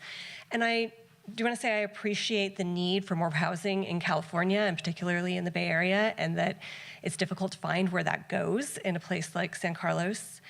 But I am really concerned about the transition between that RM 100 to the single-family homes. I know in a lot of areas, the boundary of those zones are a street. In the case of my street, the boundary is right in the middle of a block. Right now, we're mostly single-story homes, and so we're looking at having something that's potentially 5 stories next door to one-story homes. And I appreciate that there's been some work done on transitions, but I just feel that 10 feet and a tree strip is not going to, give the privacy that the single-family units currently have. I also I found out about the zoning changes through one of my neighbors, and I'm glad that she was notified because she lives in a house that would be affected by the zoning change. Living on the border, my house is just as affected, even though my zoning personally isn't changing. And I'm wondering if you guys aren't missing feedback from other people like myself who live right on that boundary, but who didn't get notification. And I think it would be great if you could notify those people as well so that they're aware of the changes that are going to happen, right up against their lots. Thank you. Thank you very much. James, thank you for coming. Your comments, please. Sure. Yeah, and thank you. I'm James Layton, and I live at 543 Prospect Street. I received the outreach notification and survey, and I did respond, and I expressed my opposition to that upzoning. I live in a single-family house, 1-story, among many single-family homes and 1-stories on Prospect Street, and these are 6,500 square foot lots. And the lot next to me is owned by a developer, and they plan to develop. It's 549 Prospect Street. And when I moved in, when I bought the home 10 years ago, it was an RM 59. And now I see that we're going to be planning on upzoning and making the height and stories even higher. At the time with RM 59, I thought 4 stories. If you stand here, single family home, you look up 4 stories, that's a lot, but now we're proposing 5 stories. So to me, it just does not seem reasonable, and it seems extreme. So I'm really, really concerned about that. I'm comfortable with RM 59. I understand the goals here. But again, to go up to RM 100 just seems unreasonable. The other thing is the parking. The parking on Prospect Street is horrendous. And a lot of the medical building workers park there. They come in from out of town. The cars are all lined up. On the weekdays, it's a small street. It's unsafe. You have people weaving through. It becomes a 1 lane. I just can't imagine having a 6 or 5 story building right there and buildings on this little tiny street without addressing the parking fully. So thank you for your comments, or thank you for your Sure. Thank you for taking the time to come on down.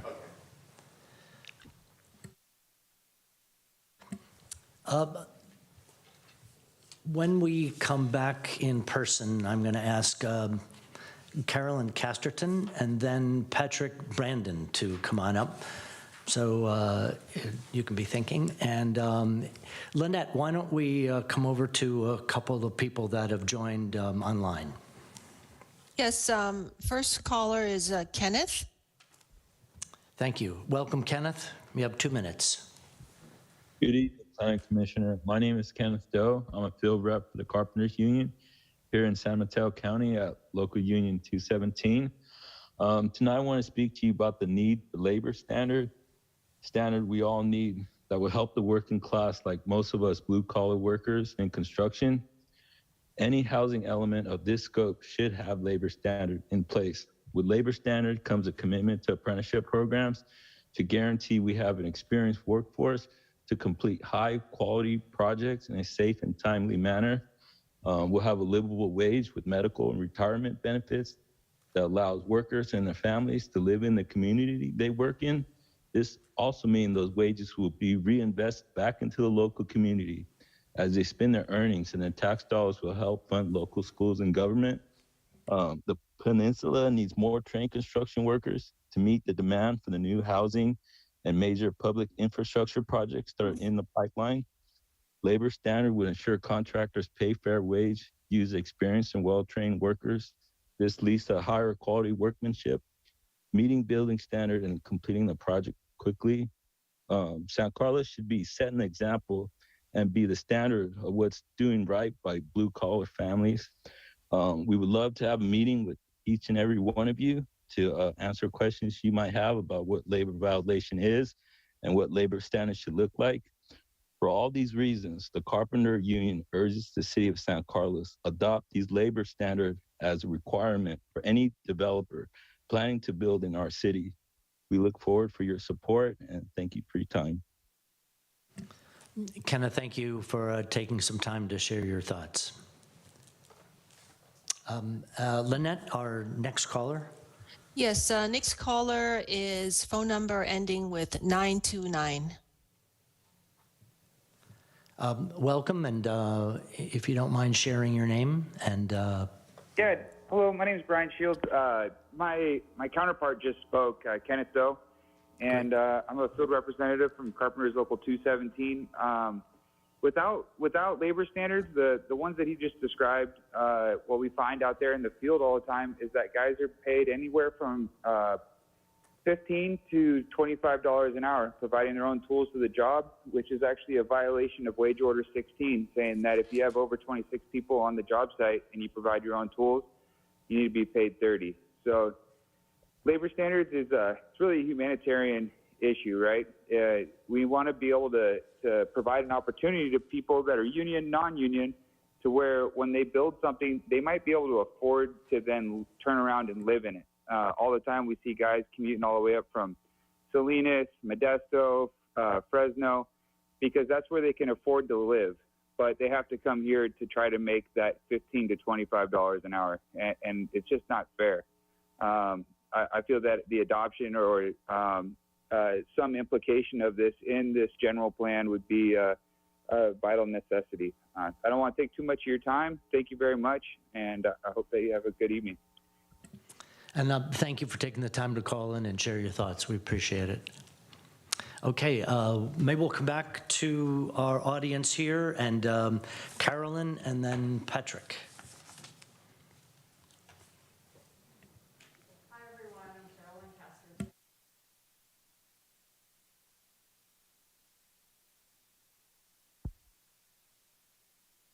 I've been here for 6 years, love living in San Carlos. I live on 525 Sycamore.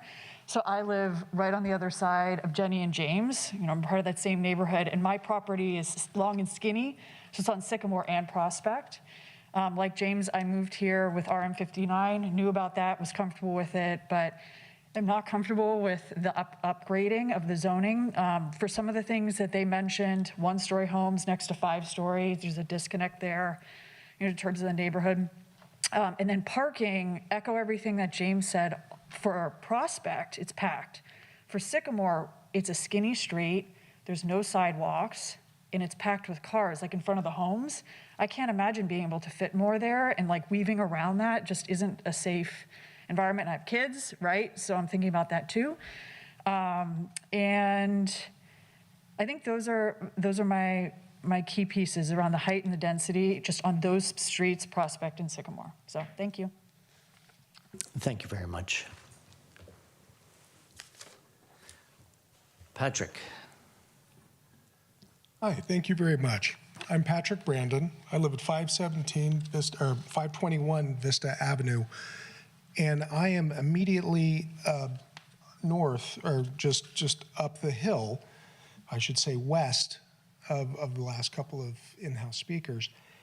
And one of the things I object strongly to this upzoning north of San Carlos Avenue and east of Cedar Street.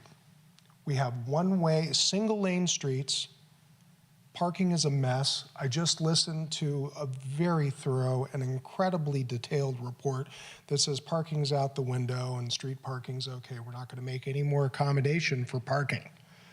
You can't push a baby carriage, walking your dogs, and it's unsafe. Our streets are unsafe as it is. I got the sheriff out there all the time. And now we're talking about upzoning immediately down the hill, which will absolutely negatively affect my neighbors and I and our children and our general community. This isn't what I bought into. You're prescribing a unilateral deed restriction, in effect, inverse. You're lowering my property values. I have an inherent problem with that. And I am a builder. I'm a local 22 guy, and I hire guys from 217. None of this takes into account equity in terms of labor. None of this takes into account safety as it recalls to the geometries of a hillside. And what you are proposing north of San Carlos Avenue and west of Cedar Street takes zero consideration into those geometries. How do I know? I have a master's in architecture. It's what I do. And as a builder, built some big stuff downtown, I do have a problem with the fact that we're not taking fundamental safety, pedestrian safety, into account, especially when I have to dodge cars when I'm pushing a pram. And you're going to make it worse. And that's why I'm here. And thank you very much for your time. Thank you for coming down tonight and sharing your thoughts.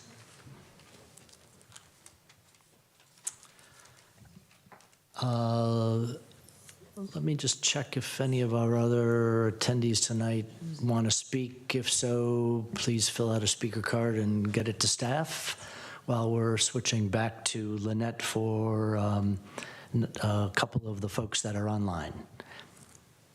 Yes, we have 4 more. The next is Debbie.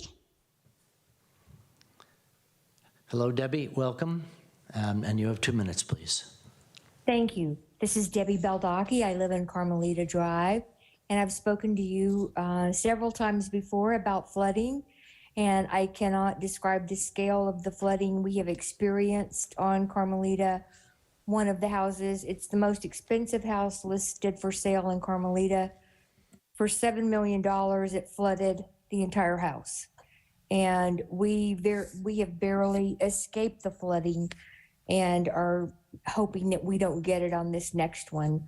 The whole street is affected, and I would remind everyone that 1785 San Carlos Avenue was scheduled for upzoning to RM100, and that creek bank on that property is collapsing into the creek. So I really appreciate Commissioner Clement's request to ask for services for those of us affected by flooding, because if someone else's creek bank collapses into the creek, it has a knock-on effect. And our bank, which is in its natural state, is being underscored and trees are falling. It's really catastrophic. And I don't think anybody can imagine what these creeks look like because they're hidden behind a lot of people's fences, but they look like raging rivers. And it's just very upsetting to see the people on Prospect, they're at the end of their street is the creek too, and adding all these properties, high density down there. I don't know what they're gonna do in terms of evacuation. And the builder who spoke, I couldn't agree more about safety. You have over at St. Charles, they had a mudslide. That's right by Alameda, De Los Pulgas. That's where Black Mountain is gonna go in, that development. So please keep us safe from air quality to flooding to fires. This housing element's admirable, but not every site is appropriate. So thank you for considering that as we go forward. Thank you, Debbie. Appreciate your taking the time tonight. Lynette, our next caller, please. Yeah, next caller is Solomon. Good evening, Solomon. Welcome. You have 2 minutes, please.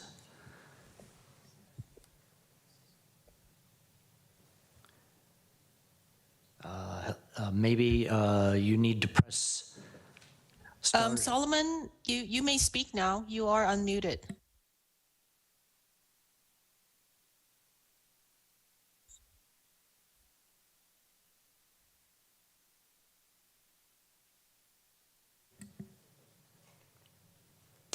Lynette, maybe we move to a next caller, and then we can loop back to Solomon when we get our technology squared away. Yes.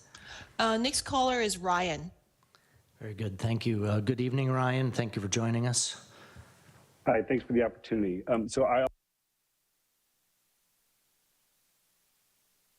Oops. Did we lose Ryan? Hi, He's I'm back. here. Yeah, he's back. Hi, I'm here. Great. Thank you for joining. All right. Yeah. Oh, great. So yeah, I'm also in an area that's going to be affected by the rezoning. It seems like it's just a unilateral rezoning of the RM59 to 100. It seems curious that that's just a kind of a change that you want to make without a survey of the adjacent areas, maybe rezone in a tapered way, if you will. I'm just surprised that that's a big change. A couple of things that I've learned by listening to the presentation is that it seems that traffic is not, the impacts of traffic, those are not considered, and neither is guest parking. But boy, it seems that those are both really big safety issues. And it sounds like there's a state law that says you're not allowed to consider this, but given that there's safety concerns, I'm hoping that this can get some reconsideration or argument with the state on around these things, around the amount of density in these small, narrow areas that are very near downtown. All right, so the next topic I've got is related to the transition zones. You guys were emphasized that the transition zones are maintained, but it seems that that's an error given that you're just going to increase the RM59 up to M100, and that increases, for instance, the height another 10 feet. So I wouldn't say that that's in maintenance of the transition zone. So I think that when you present to the city, that needs to be changed.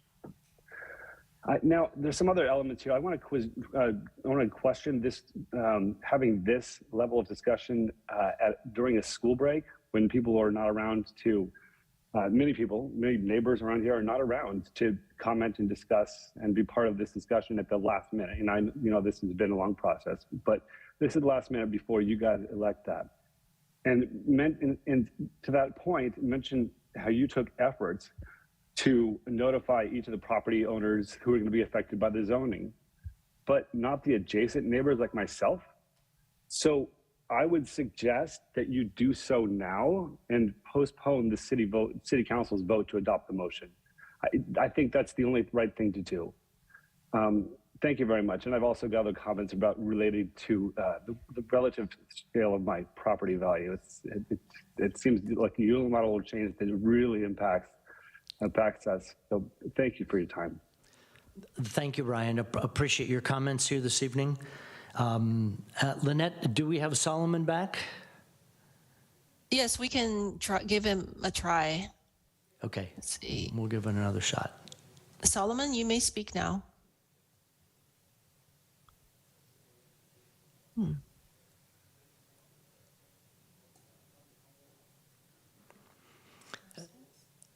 Okay, Lynette, let's maybe go to our next caller. Yes, next caller is Jeff. Good evening, Jeff. Thank you for joining us tonight, and you have 2 minutes, please. Thank you so much. I'm just going to hope that everyone can hear me. So my name is Jeff Maley. I live on the east side of San Carlos on Polly Street. And I've spoken up before about the proposed zoning changes. This neighborhood is full of single family homes, and changing the zoning to MUN 30, obviously introduces the likelihood of a lot of these parcels being eventually sold and larger buildings, multi-unit structures being erected. And that absolutely just sort of tears apart, what this neighborhood is. So again, I urge the council to really reconsider what their plans are for this neighborhood. It does seem like, the intention is to turn this whole area into just a bunch of, skyscraper apartment buildings, but that's certainly not what we have here now and not what any of us currently living here would like.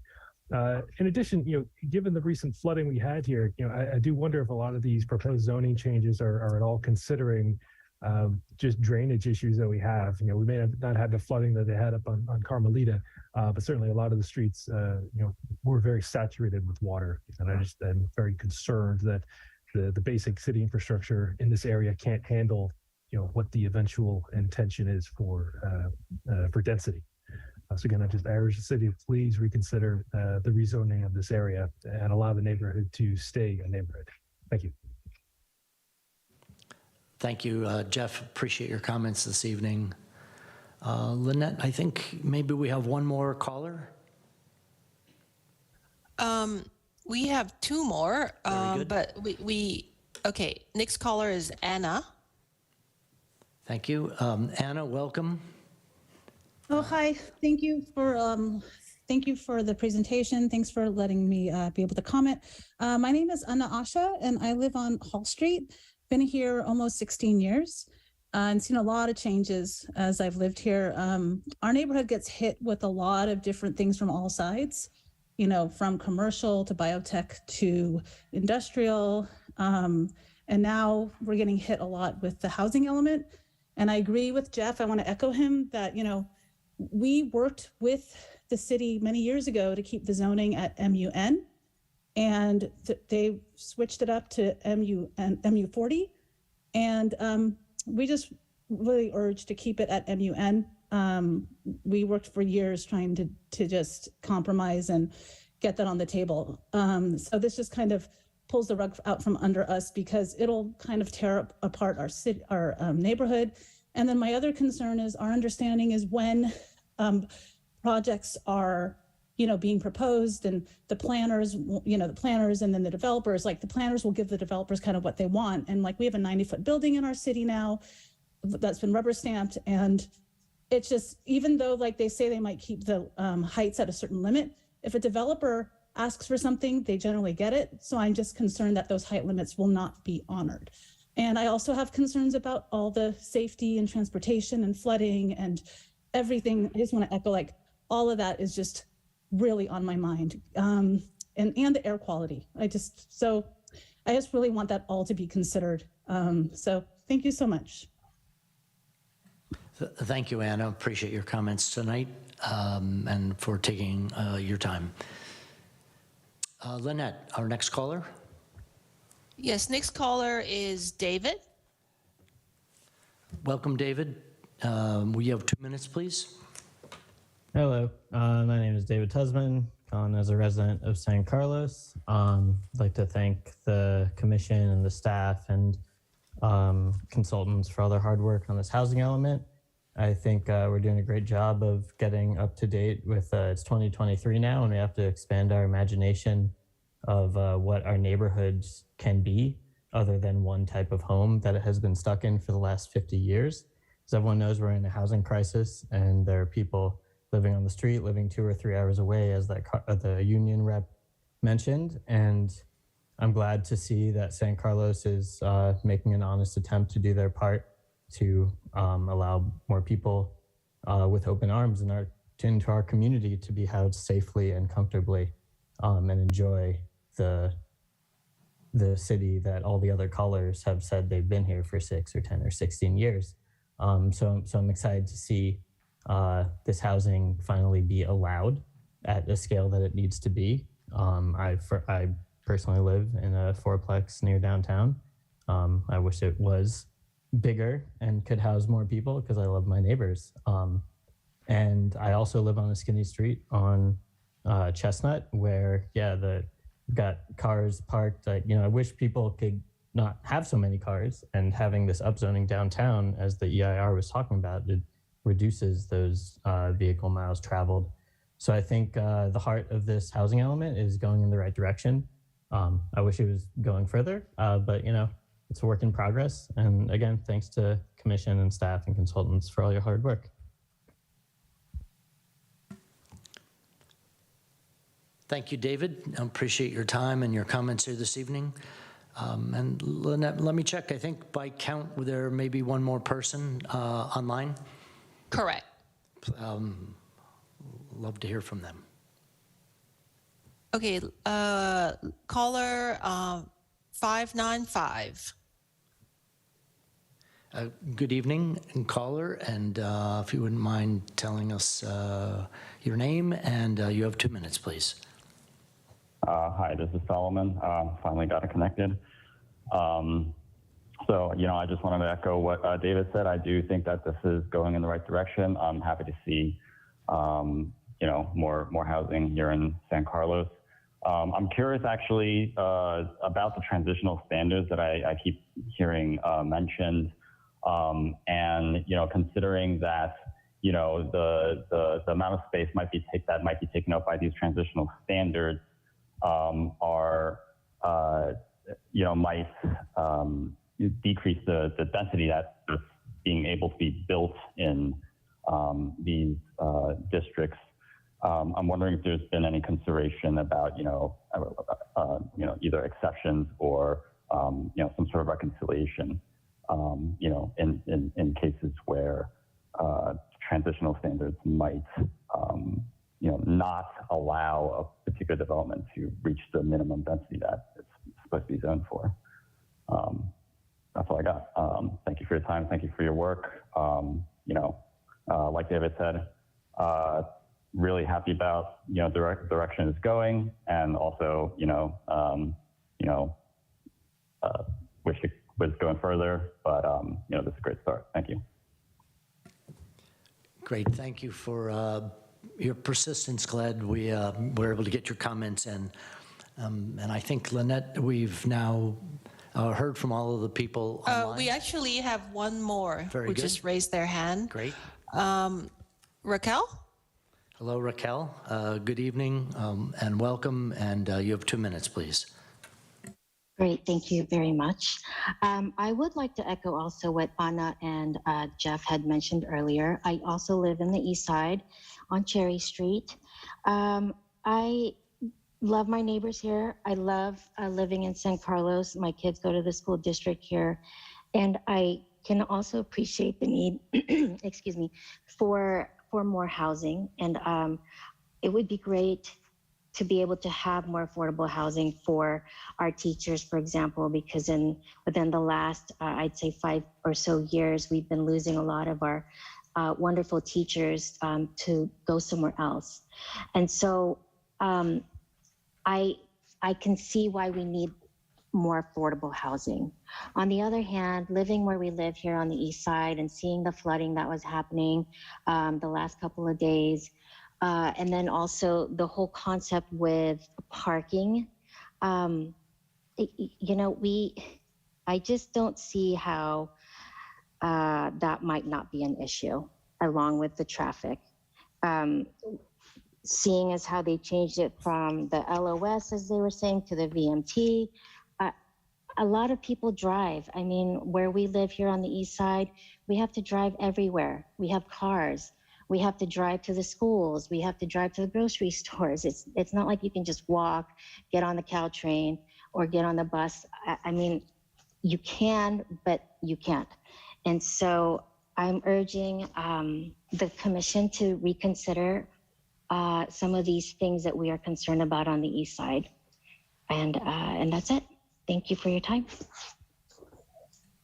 Thank you, Raquel. Appreciate your taking the time tonight. We have, Yep. I'm sorry. Go ahead, Lynette. We do have one more. Very good. Karen. Hello, Karen. Welcome this evening, and you have 2 minutes, please.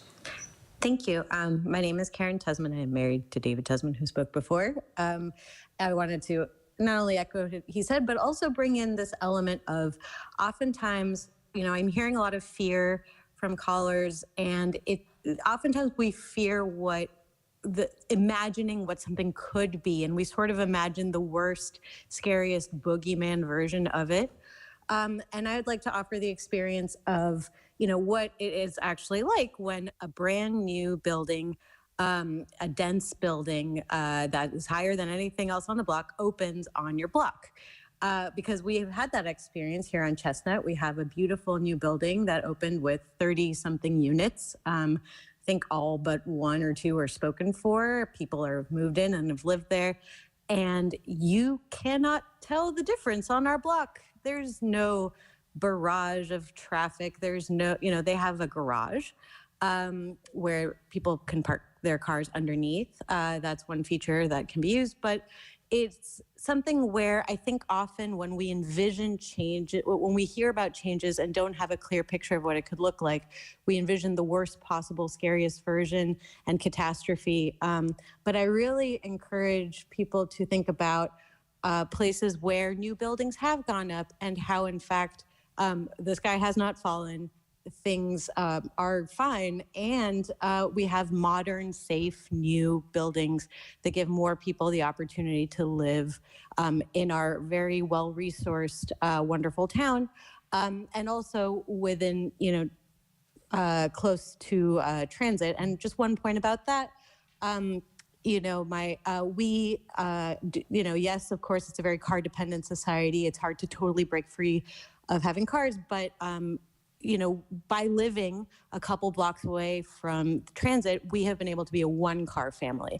And even if you're able to just cut down the number of cars per household, that makes a big impact. So thank you very much, and looking forward to the future this planning process brings. Thanks. Thank you, Karen. We have one more caller, caller 675. Very good. Welcome, caller 675. Please share your name, and you have 2 minutes, please. Hi, can you hear me okay? Yes, we can. Who's calling? Okay, awesome. Yeah, so my name is Helen, and I'm also a resident, recently moved to San Carlos. First of all, really appreciate all the hard work that went into this initiative. And in the general direction, I think I'm supportive to this initiative. I'm happy to see that we're moving to the right direction. I do have one question regarding more kind of like the educational resources within San Carlos. So if I'm understanding correctly, currently most of the, kind of like the medium density housing, the school district kind of like, make students kind of like either go to also like, Burton Avenue and then like, White Oaks. And I'm just like wondering, like, once we increase the housing, potentially more families in the future, how are we going to address like, kind of like enough educational resources? And then more so like, on the high school level, currently we don't have a local high school in San Carlos. Students have to go to like 2 miles if they're kind of like somewhere in the middle of the San Carlos city to attend high schools, either in Sequoia School District or in Common High. So wondering like, kind of like whether we have planned this in the future to accommodate like, kind of like the increasing population of people who potentially need educational resources, given that locally we only have like these 2 high schools that are not really located in San Carlos. Thank you. Thank you, Helen. Appreciate your comments here this evening. There are no more hand raised. Okay, and we have no other comment requests here in the audience. So I think with that, I would entertain a motion to close the public comment period. Chair, I would move that we close public comment. Thank you. A second? I'll second. Very good. Thank you. A roll call, please. Commissioner Roof? Yes. Commissioner Garvey? Yes. Commissioner Castaneda? Yes. Vice Chair Clements? Yes. And Chair Iacoponi? Yes. Through the chair. Yes, please. If I may. Yes. Our consultants from MIG have some follow-up information for the commission whenever you are ready to hear it regarding flooding and related policies surrounding flooding relative to the questions you had previously. Right, thank you. Maybe just thinking on our agenda here, we have 4 resolutions to vote on this evening. And we've spent a lot of time and months in looking at these documents and taking public input, and we've had some very rich input tonight. It'd be great, in addition to once we've, let's say, heard more from MIG, and if there are other questions you have, to then hear your thoughts on the resolutions, and if there are additions that you would request or of staff, we can clarify those, and then we can consider the resolutions in turn as Elisa has laid out. So with that, I think maybe, Lisa, could you share, with all of the comment that we've received, not only tonight but in past, how does the staff generally respond and kind of give feedback to some of the comments raised? We have responded to comments raised from the public directly through the emails that have been sent to us. We have also responded in ways where we have modified policies, made changes to the site's inventory. Some of the notable ones include, not increasing the density. Well, this one was because it's consistent with the prior. It's a deed restriction on 1785 San Carlos Avenue that remain RM 59. And also with respect to requests to address biosafety level, for example. So the comments that we've heard from the community that have been raised in a public setting during the study sessions that we've had previously, where we can and are able to, and we make those changes. But we also have to keep in mind that we have a state mandate before us. There have been many questions and concerns that we have received from the East Side neighbors, and we responded to their questions about state density bonus concerns, about increasing the density from MUN 20 to MUN 40. We've increased the density in the east side, but we've left the development standards in place. So for example, where the development standards currently allow for 3 stories in MUN, that's something that we maintained. And that is a result of a little bit more of a complex response, and that the development envelope, the standards are creating a very large development envelope. So it's possible to increase the density, but maintain the development envelope that the standards provide. So we've provided, feedback to the community by direct letters, by responses through emails, and through adjustment through some policies, and in particular in response to some of the sites. So that is generally the way that we are able to respond. It is,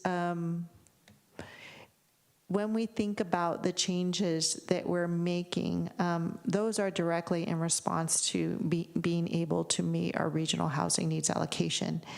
And for the most part, these changes are equitably made in the sense that they are applied to all of the existing multifamily zoning districts and to all of the existing mixed-use districts. And the east side represents about a 2% of all of the parcels that are being considered for upzoning to meet the state mandate. And without getting into, I'll follow the direction of the commission, but the city does have a lot of different projects in place, if you will, and efforts underway to address all of the concerns that we've heard here tonight, from everything related to transitional standards, what buildings look like, how those would be addressed, to implementing our bicycle and pedestrian master plan to ensure that we have infrastructure in place that makes our community more walkable, more bikeable, This is infrastructure that we don't have in place today. And we recognize that with the increased densities, especially occurring along El Camino Real, we're going to have to, look at El Camino Real as a much more pedestrian-friendly place for people to walk and to be able to have a community where El Camino Real doesn't really bifurcate the east from the west side. So with that, I just offer that as something to keep in mind. I know these are not easy decisions, but the city thinks through very carefully. This is just one project, and there are many others that the city is working on, including improvements to downtown, the downtown specific plan, objective design standards that are underway, and other efforts. So we will continue to work on that. Great, thank you for that. And you give a thoughtful reply to what I know is on a number of the speakers' minds tonight. Maybe the only follow-up would be, if there is still an open question, what's the best way for any of the folks who have commented or who might comment, who want to follow up in the future? How do they best engage on a specific question on, for example, on parking as it affects their street or sidewalks? How should they follow up? Sure, they can definitely follow up by contacting city staff. And in this case, we'd invite the commenters to reach out to staff and to learn more about the things that we are working on and strategies that we are working towards to put in place to kind of make all of this try and coalesce in the best way. And you can reach out to staff by emailing us at advanceplanning@cityofsancarlos.org. So that is advance, no D, advanceplanning@cityofsancarlos.org. And we definitely make the time to speak with you directly to help the community understand what current standards we already have in place. We've talked about, a fair number of standards tonight, but we have, for example, additional standards that help to make our streets more safe, such as having site visibility, what are they called, Andrea? Site visibility triangles that are required for new development. So as vehicles enter and exit out of a development site, SITE, that there is good sight, SIGHT, and getting in and out of a particular location. So this is just an example of how we can inform the community, how the community can get involved. We're not approving any development applications tonight, but each and every development project goes through a design review process where it has to be consistent with the development standards in place. It's reviewed by either the Residential Design Review Commission or this Planning and Transportation Commission. There's quite a few standards to get through, and if anyone is interested in learning more, understanding, what a project needs to comply with, any future project that would go in on any street, please feel free to reach out to staff. We're here to assist the community and help educate, and so that they can be participants in the process. Great, thank you very much. And I think you had mentioned that, I don't know if it's Lisa Brownfield or Genevieve would have some information on safety? Yes, Lisa Brownfield, I think, is ready if the commission is ready to hear some follow-up to that. I think it was on folks' minds, so yes, let's please. Okay, thank you very much. My response is actually my comments were actually in response to Vice Chair Clemens' comments about looking to where flooding and dealing with some of the flooding issues might come best to play in the policies. And in that time between the comment or the question and going through the comments, we were able to re-review the chapter. And if you specifically looking at policies, ESPS 7.4 through 7.8. Those are existing policy that the city already has in place. We're not changing it or amending them in any way. And they're on page 228 of your document. You'll see there that this is that your questions about flooding and public disaster preparedness and training and supplies and programs are all addressed in those policies. Again, that's ESPS 7.4 to 7.8, or excuse me, 7.7. And then specifically, if you look at actions, ESPS 7.8 and 7.11, which are on page 229, that's really talking about community awareness and education programs, as well as identifying additional programs in supply for emergency supplies through the EOC program. So those are the best policies, existing policies that would deal with the questions that you're speaking to for not only flooding, but other emergencies that may occur in the near future or far future, in the future. That's it. Great, thank you. Uh-huh.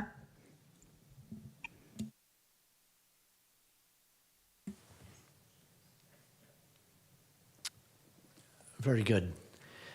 So maybe we'll now come back to our commission and my colleagues and get your thoughts. Any other comments for staff and any of your thinking about the resolutions that we have before us this evening? Vice Chair Clements.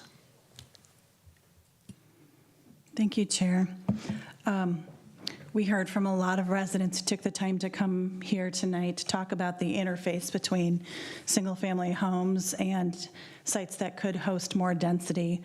And I'm sympathetic. While, as we change, we need to make sure that how the uses abut each other really are working for both parties. And so, to your point, it's not just the density that prevails, right? As a development proposal, if it were to come forward on one of those sites that is going to be, I guess, RM100 or 59, depending on the location. I was wondering if staff could just walk us through how would you think about a development proposal, which may have had to assemble a couple of parcels to get the size and do the step backs that you would need and the barrier kinds of interfaces on a block that has single family homes. How would you look at a development proposal? What are the standards here, like setbacks, like step backs of the higher floors that could potentially make something viable on that kind of interface? Because I am sympathetic with a huge jump in density with parcel right next to parcel, that could be problematic unless it was really, really carefully done. And even so, it may not be possible if the floor differential is very high. And so I just wanted to hear from staff how we would think through a proposal and what we'd be looking for.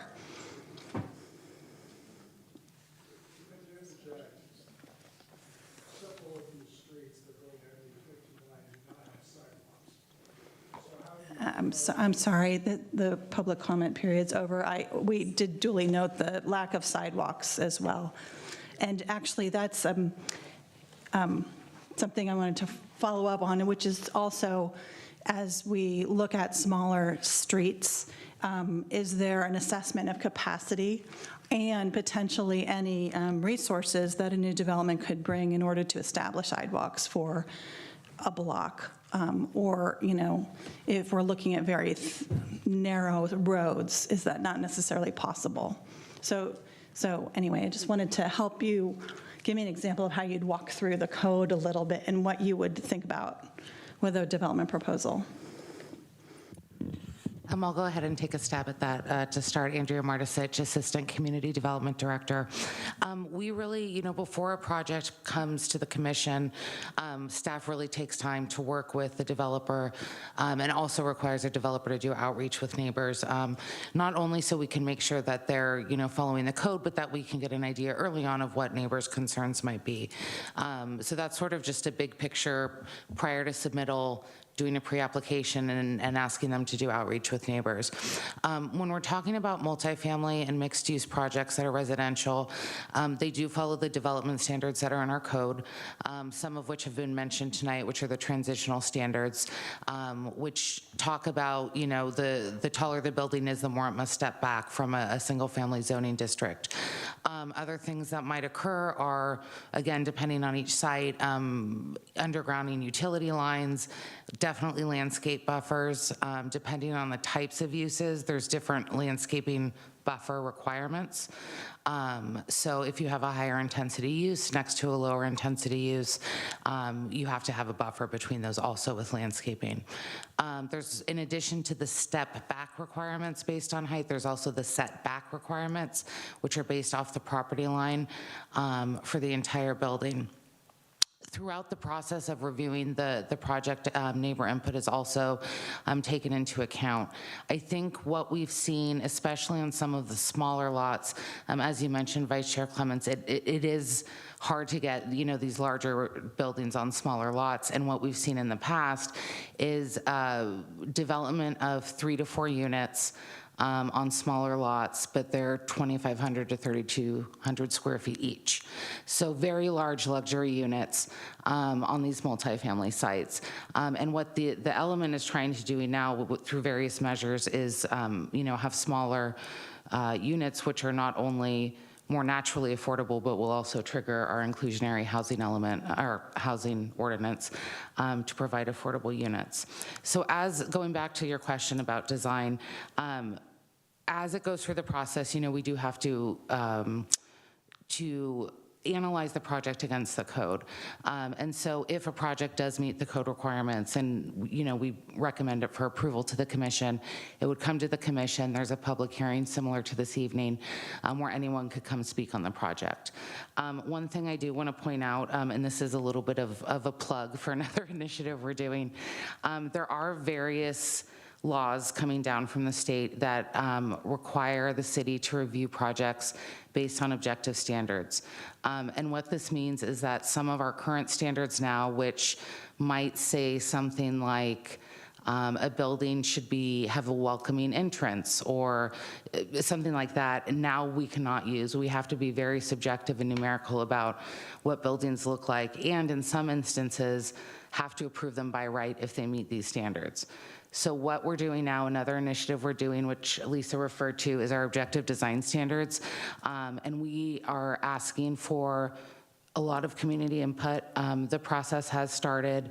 There is a way to sign up, but this is truly a really important initiative for the public to be involved with, because in some cases this will be your chance to say, as you mentioned, I'm concerned about X, Y, and Z. I don't want a 5-story building right up against my backyard, something like that, for example. So while there's the housing element providing these guidelines, the objectives design standards will kind of fine tune it a bit more. And again, just a very important initiative, I think, for people who are concerned or not, who are just interested in the development throughout the town to be involved, because those standards really will shape, if you will, what these buildings will look like and what they'll feel like. And I'm not sure I think you had a second question. Oh, sidewalks. So each project that goes through review, even to single-family homes, goes through Public Works review, and they will usually ask that a sidewalk be constructed. We have had instances on certain streets, Carmelita, for example, where certain portions of it didn't make sense. There was no other homes that had a sidewalk, or the street was too narrow, and so it was not required in that case. But it is something that's looked at by Public Works for each project specifically. Thanks. So just clarifying that piece. So if a development came in and say it built on 2 parcels, they could create a sidewalk out front. That would be part of their development requirements. Would the sidewalk end? I mean, or would it be therefore part of it would have to hook to a plan to add the sidewalk so it didn't just dead end and, go up the street farther. Does that make sense, or would that not always be possible? I think it depends on the project. I know in terms of having, a nexus to what's being proposed definitely in front of the property. Where we've seen it before, where it's sort of connected down, is either part of a larger plan, or if a project, for example, is annexing into the city and they need to connect to existing city streets. But other than that, unless it was a planned development or something, I'm not sure that it would be required. Thank you. But back to your first point, we're increasingly hamstrung. Is that the right word? That the commission doesn't have a lot of purview if development standards are met to say no to a project that would come forward. And so I guess the question would be, do we feel like we have sufficient development standards today that would allow an interface that was possible between a single family and a to be created? I think I see an interface with 59 and then 100 in that area where all these residents are talking about. Do we think we have enough standards that we could require a decent interface to alleviate some of their concerns? Or is it really true that we need to have some kind of interim zoning density that would help solve some of those problems? And therefore, I realize potentially move some of those units otherwise hosted there somewhere else. I'll take a stab at answering that. The standards that we have in place today do their best. I should say there's quite a number of standards that are in place that really speak to the adjacency of a larger project next to a single-family home. And those include everything from more robust rear and side yard setbacks, buildings away from the property lines, and also building height relative to the building's location to the rear and side yard setbacks. The standards also include that the upper stories be set back further away from the stories below them, so it kind of tapers up, if you will. And I believe there are standards, Andrea, remind me, if the upper stories are limited in by size relative to the stories below. So our approach in the zoning ordinance amendments for the purposes of meeting the RHNA were to maintain those and really just modify the development intensity standards, the density, and the building heights. We tried to keep everything else in place. We have had projects that were, in our minds, successfully developed and resolution achieved between the neighbors and the projects, for the most part. And after the project was developed, we don't really hear, complaints or ongoing complaints about the building. Some of those started to happen along Laurel Street, where we saw new development occur that fronted Laurel Street, but the back of that development was right adjacent to the backyards of the properties along Walnut Street. So we do feel that we have good standards in place. However, as Andrea mentioned, we do need to make sure that that the standards can stand on their own, if you will, because a lot of the behind the scenes work that happens is when staff is working with a developer, looking at these transitional standards, hearing from the neighbors and doing their best to provide additional information, whether that's a shadow or shade study so the community can really understand, what the true impact of that development could be, in their immediate environment. We do architectural peer review, we can look at the openings and their location on a new building to make sure that windows aren't right, facing each other directly in line with one another. And then from a more technical or practical concern about parking and maneuverability, the city can and has asked for, I think they're, what's the word, maneuverability studies, parking, backup plans, and have those be reviewed by engineers to make sure that the cars can easily get in and out of a proposed development. So there are a lot of factors that come into play when a development application is proposed. And like Andrea mentioned, the first thing that we want developers to do is to work with the community, with the adjacent neighbors and the nearby community within 300 feet of the proposed site, so that folks can understand what's being proposed and get engaged early on.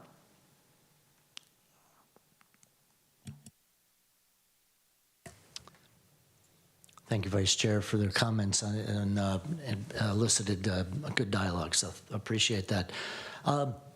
Let's see. Maybe we'll start at the other end. Commissioner Garvey, love to hear thoughts, comments that you'd like to add. I don't have any additional questions or requests for information.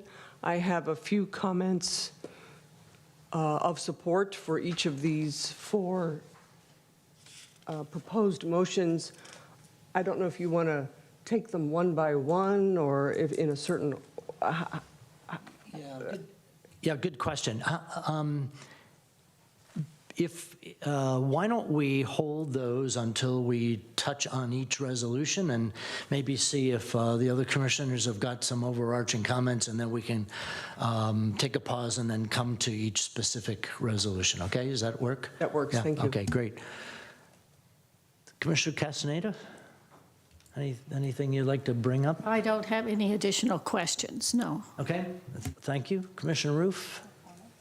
I have one question related to the conversation we were just having about the transition zones.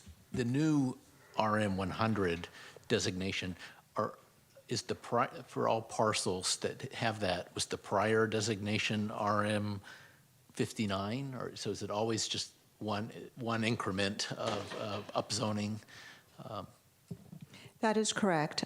Where RM 100 is proposed, the current, it hasn't been adopted yet technically, but the current designation is RM 59, 59 units to the acre, which is a maximum of 4 stories and 50 feet in height. And RM 100 is proposed to be 1 story more, 5 stories, and a maximum of 60 feet in height, which is 10 additional feet. Right, so acknowledging that 10 additional feet is not trivial, but with the setbacks, to me, studying those setbacks, to me it seems like it's a fairly reasonable situation, given that you're going from a pretty big building to a slightly bigger building.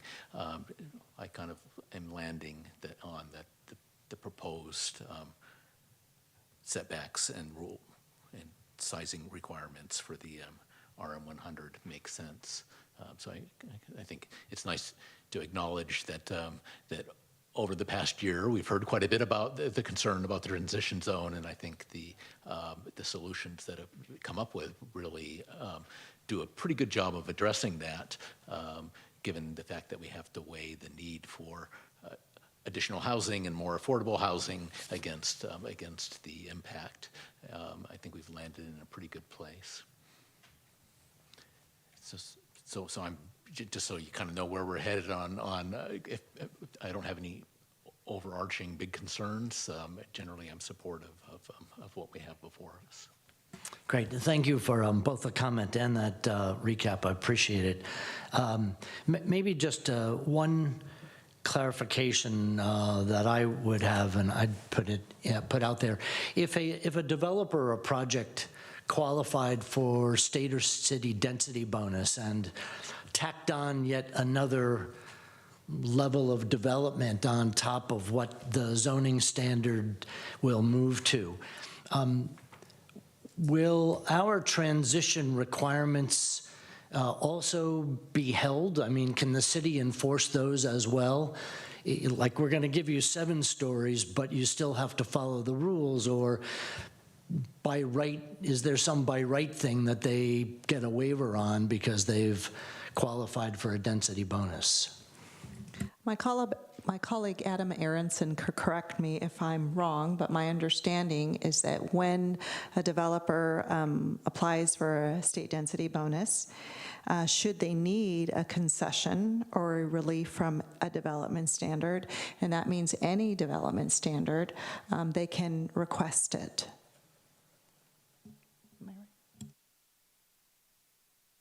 And because I know it's on everyone's mind, and I think it's important to be transparent, that also means transitional or step back or setback requirements as outlined in our proposal.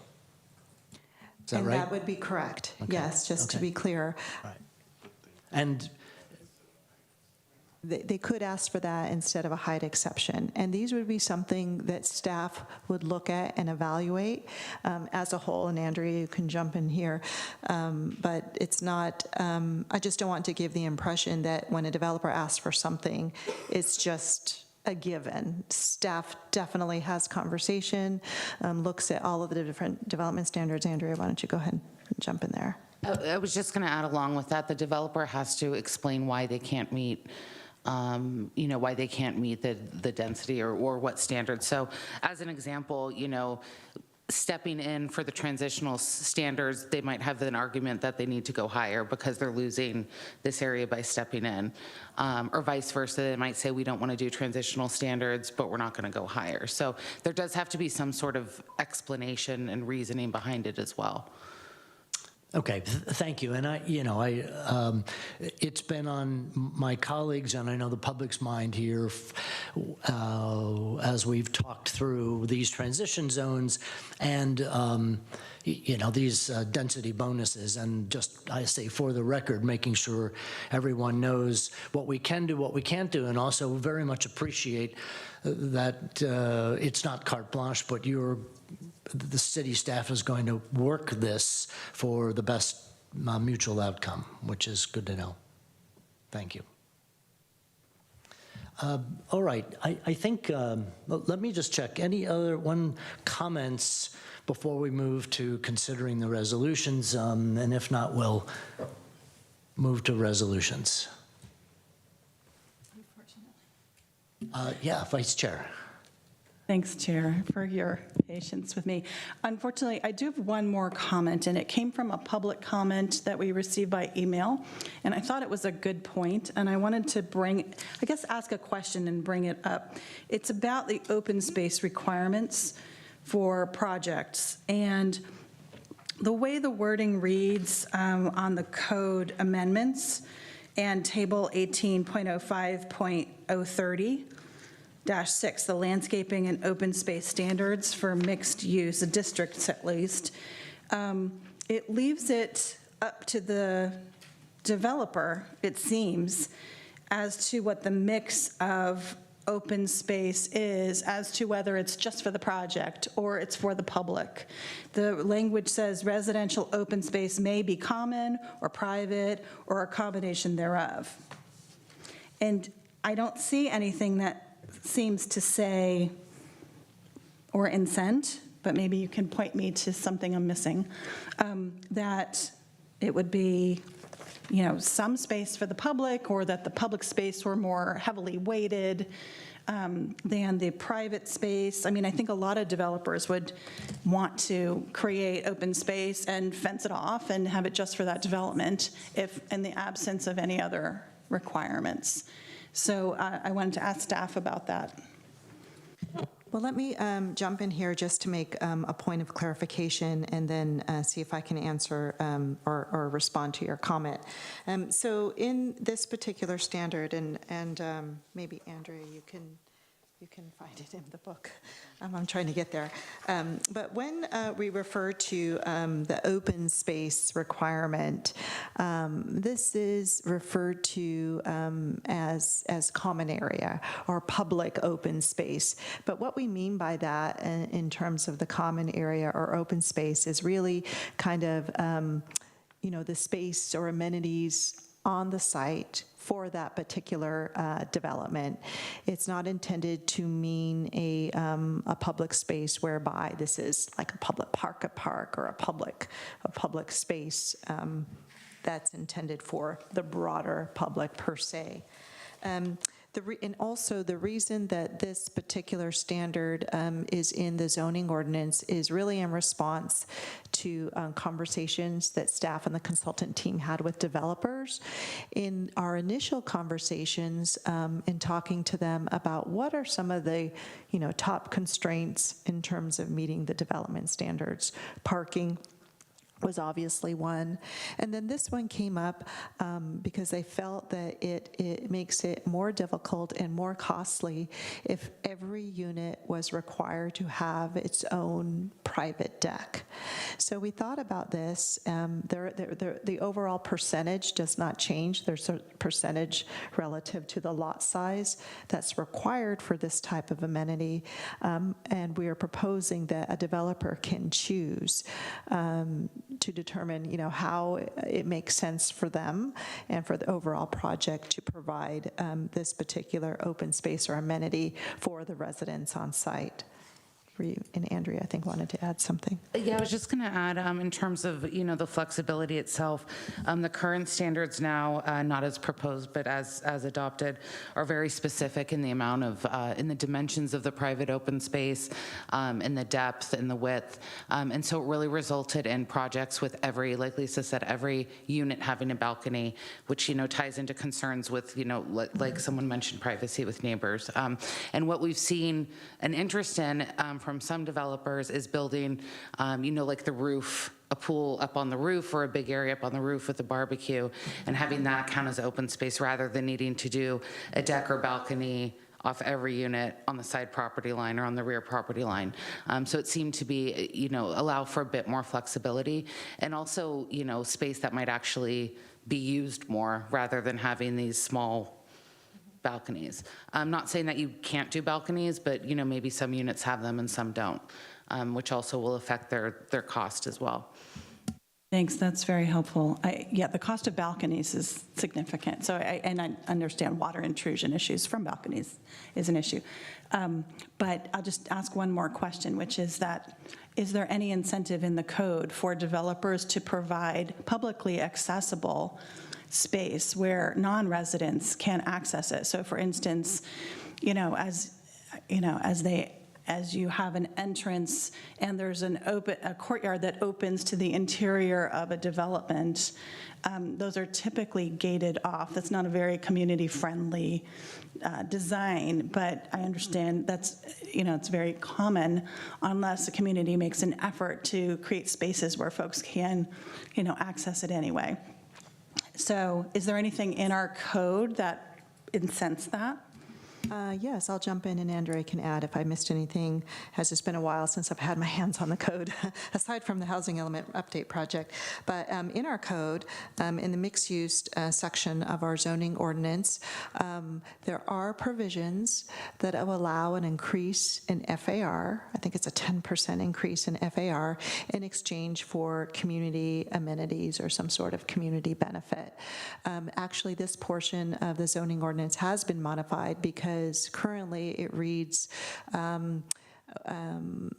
a developer can ask for this additional increase in FAR if they provide, green building or electric car hookups. And these are things that we're already doing anyway. So we wanted to remove those and instead highlight some other community benefits or community amenities that could be achieved from a larger project, such as providing open space that can be enjoyed when you have a larger site to do so as a community benefit in exchange for that FAR. So we do have that in our code. Yeah. That's super helpful. Thank you very much. That's all, Chair. Very good, thank you. Well, thank you for fellow commissioners' input and questions, and for staff for helping walk through some final points. The 4 resolutions we have start with the recommendation regarding the CEQA, and you heard in the staff presentation that there is an unmitigatable environmental hazard, and that sets up a special set of requirements. And you probably also read the resolution in the detail, and so maybe in turn regarding the CEQA and this first resolution. Are there any comments that you'd like to make? Yes, Commissioner Garvey. Thank you, Chair. It was a long read, the environmental impact report. I thought it was very clearly laid out, and as Commissioner Castaneda laid out, there are significant air quality impacts that are associated with construction. And I think it's important to note that once the construction is finished, the impacts go away.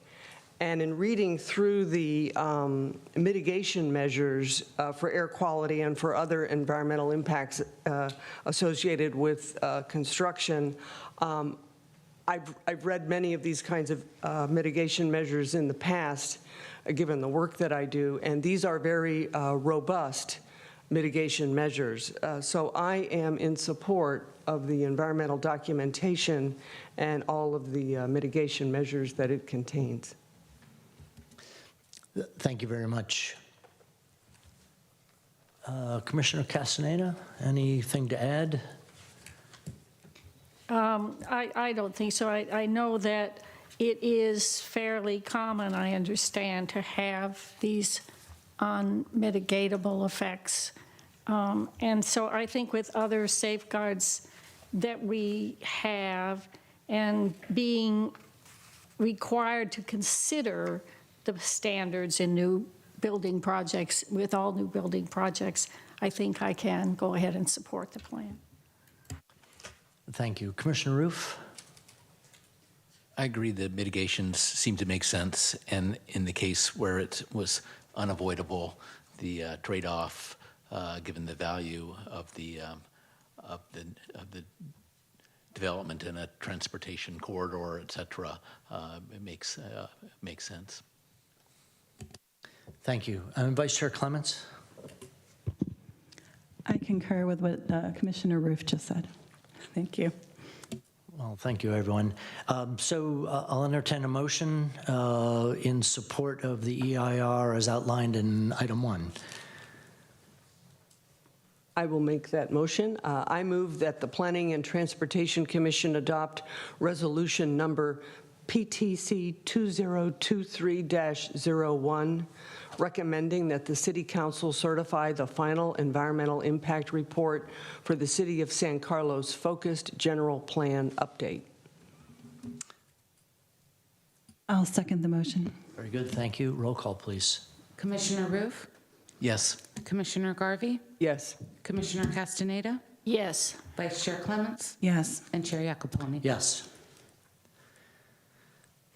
Okay, the next resolution is regarding the housing element, and you've heard we're being asked to repeal the existing and replace it with the new that we've spent a lot of time and done a lot of work both as a community and with staff on. So are there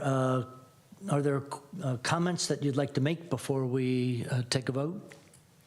May I ask a question, Chair? Yeah, please. In the language of the motion, do we need to include the concept that non-substantive or minor amendments may be done per the state's requirements?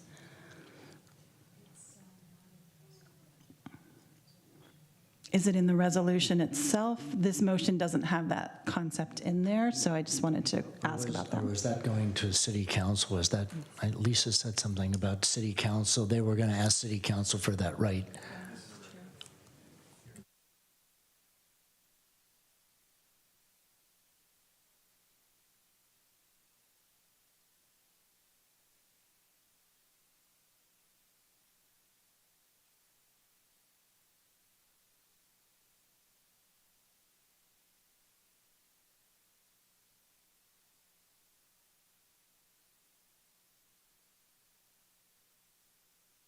So we were just discussing, and thank you for the question.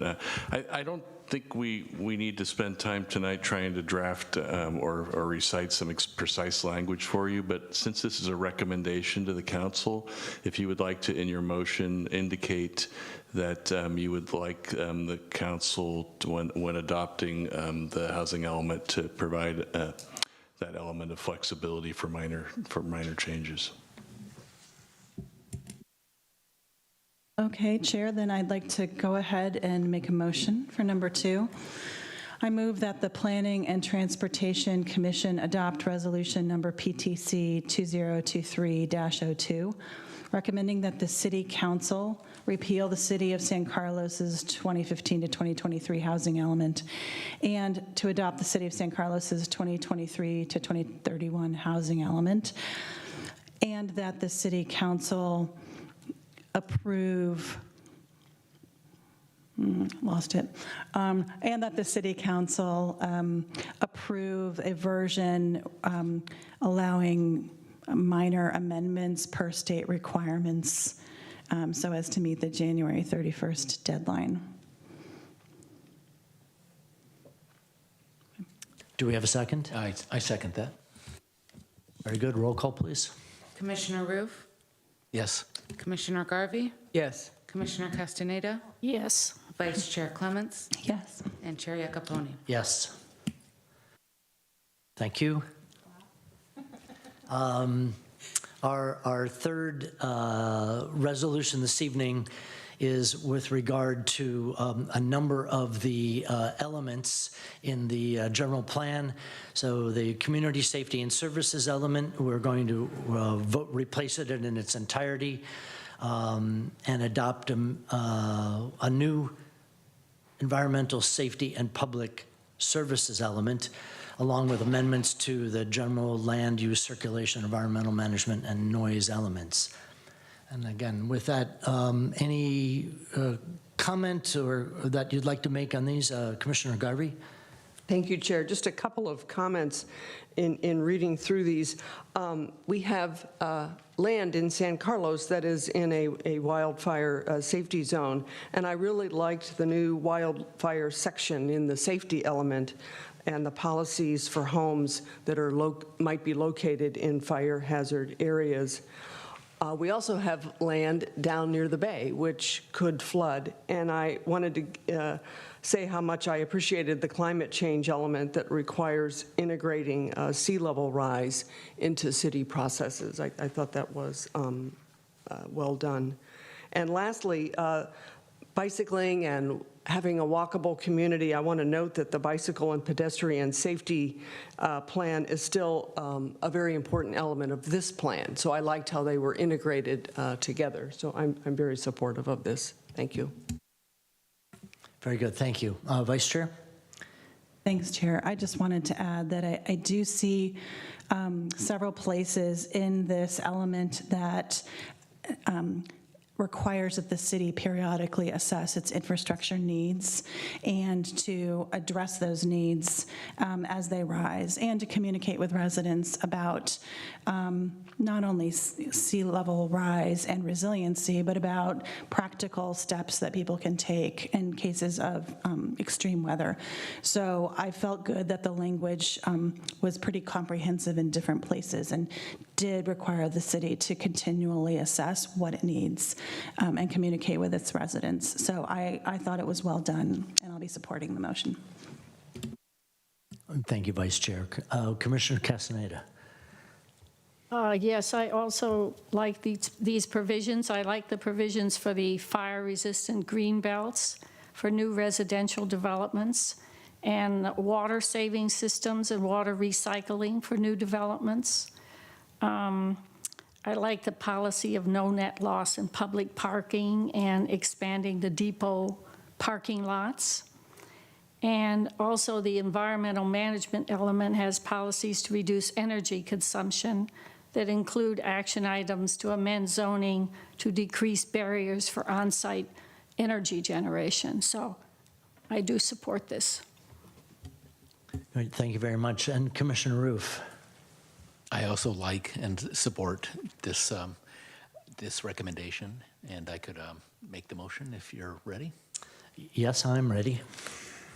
I move that the Planning and Transportation Commission adopt resolution number PTC 2023-03, recommending that the City Council repeal the 2030 City of San Carlos General Plan's Community Safety and Services element in its entirety and replace it with the Environmental Safety and Public Services element, and adopt amendments to the 2030 City of San Carlos General Plan's land use, circulation, environmental management, and noise elements.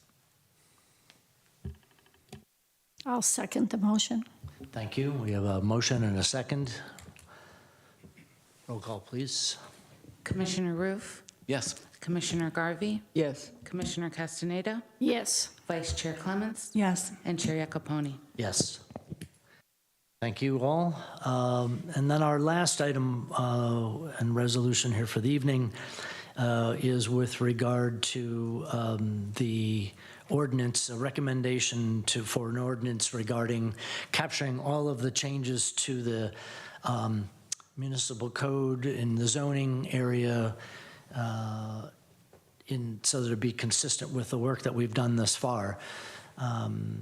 So again, comments regarding what we've heard and what we have in front of us? Commissioner Garvey? Thank you, Chair. Just one comment, and I've said this in the past study sessions. I'm a real advocate for putting higher density housing near transit hubs, and I really like that a lot of the higher density that's proposed in this plan it's near downtown, it's near our transit hub, and all of this combines to reduce the need for cars. So I'm very supportive of this. Thank you. Vice Chair? Thank you, Chair. I think it is difficult to get the number of units in the housing element that we were told that we need to get to. And I think that the staff and consultants did a good job, not only thinking about interface issues. I mean, there was a transition section clearly called out, and it's not easy, especially when lots are small, but I do appreciate the efforts and the trying to be very concrete and move towards objective standards. The other thing that I'll say is just that I'm impressed that the city is not only getting its policy work done, but also these amendments done at the same time. And I think that that's going to lead to a quicker acceptance by the state, is my understanding. And I really want to commend all of the hard work that's been going on to get all of this work done, in addition to support the housing element. And so with that, I would be happy to make the motion. Thank you. Commissioner Roof, comments? I'm supportive. No comment. Very good. And Commissioner Castaneda? I'm supportive, and there's one policy that I noted. It's land use 3.12, and I think it maybe addresses a little bit of what we heard from some of the public tonight about their need to drive every place that they go. And it's the neighborhood hub policy, which provides for small stores within some of these neighborhoods, and I think that's an excellent project. I think a lot of thought has gone into this, and I'm supportive. Thank you. And I think my one addition would be to, I'll say, urge staff as you're working on the objective design standards to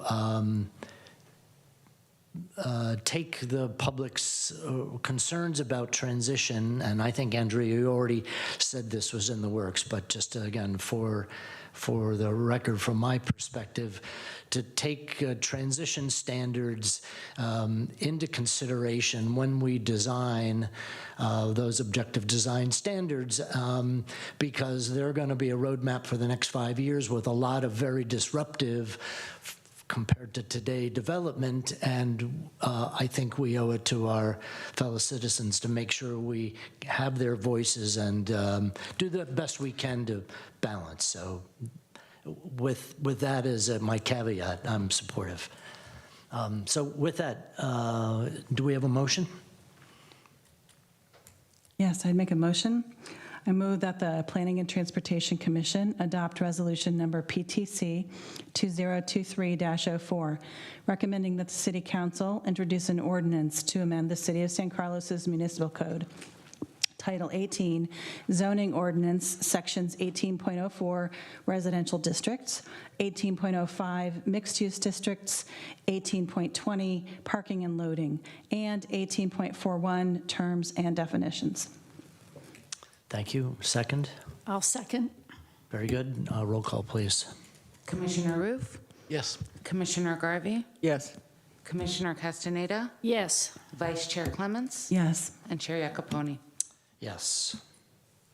Well, thank you all very much, and staff, for all of the work to get us here to tonight. That was really helpful and very well done. So our next item is item 7, reports, correspondence, and general information. Item A, reports on recent city council actions.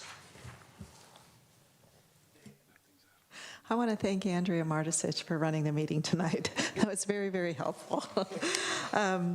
So report on recent city council actions. At the last meeting, the city council acted to I guess, appoint a new mayor to our city. And our new mayor is Adam Rack, so congratulations to Mayor Rack.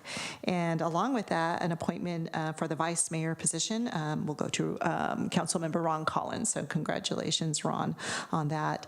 I don't know, and I'm not aware of any other significant actions that the council made at the end of last year.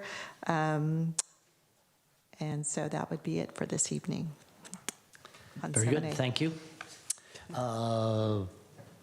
Commission colleagues, this is our time. Planning and Transportation Commission comments or reports.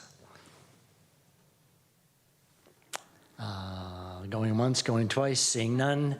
Item C, correspondence.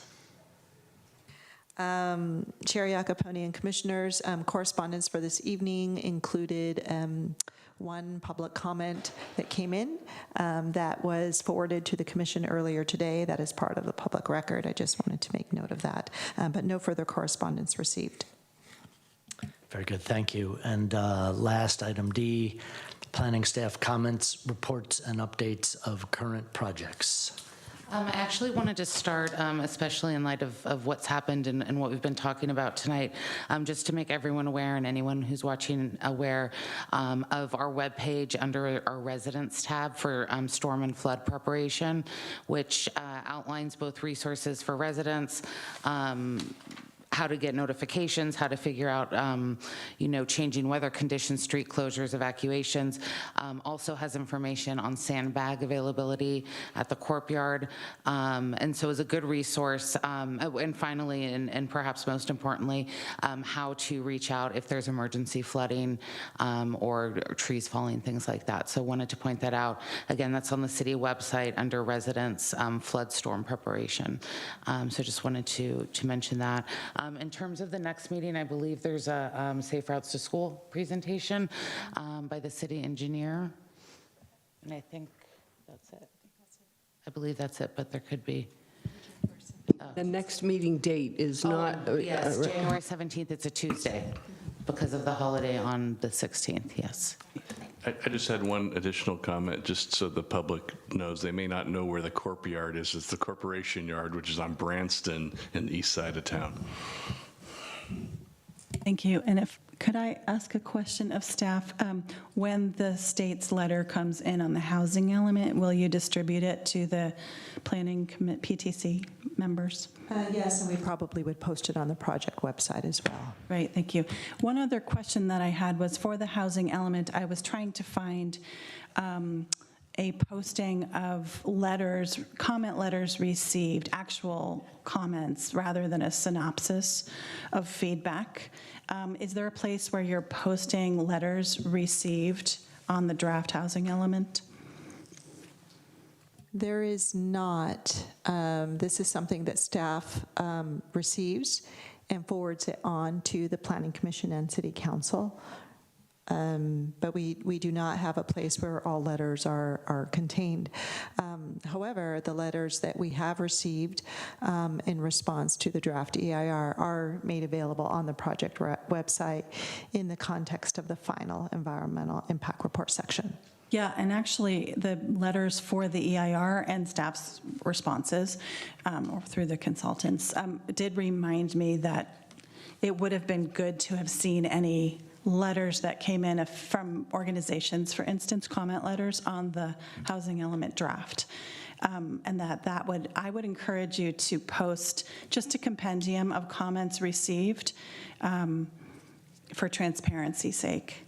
And I'm sure they'll come back in again after the state, has a comment letter. They'll keep coming in, I know. So, but I would encourage the actual letters to be posted ongoing. Thank you.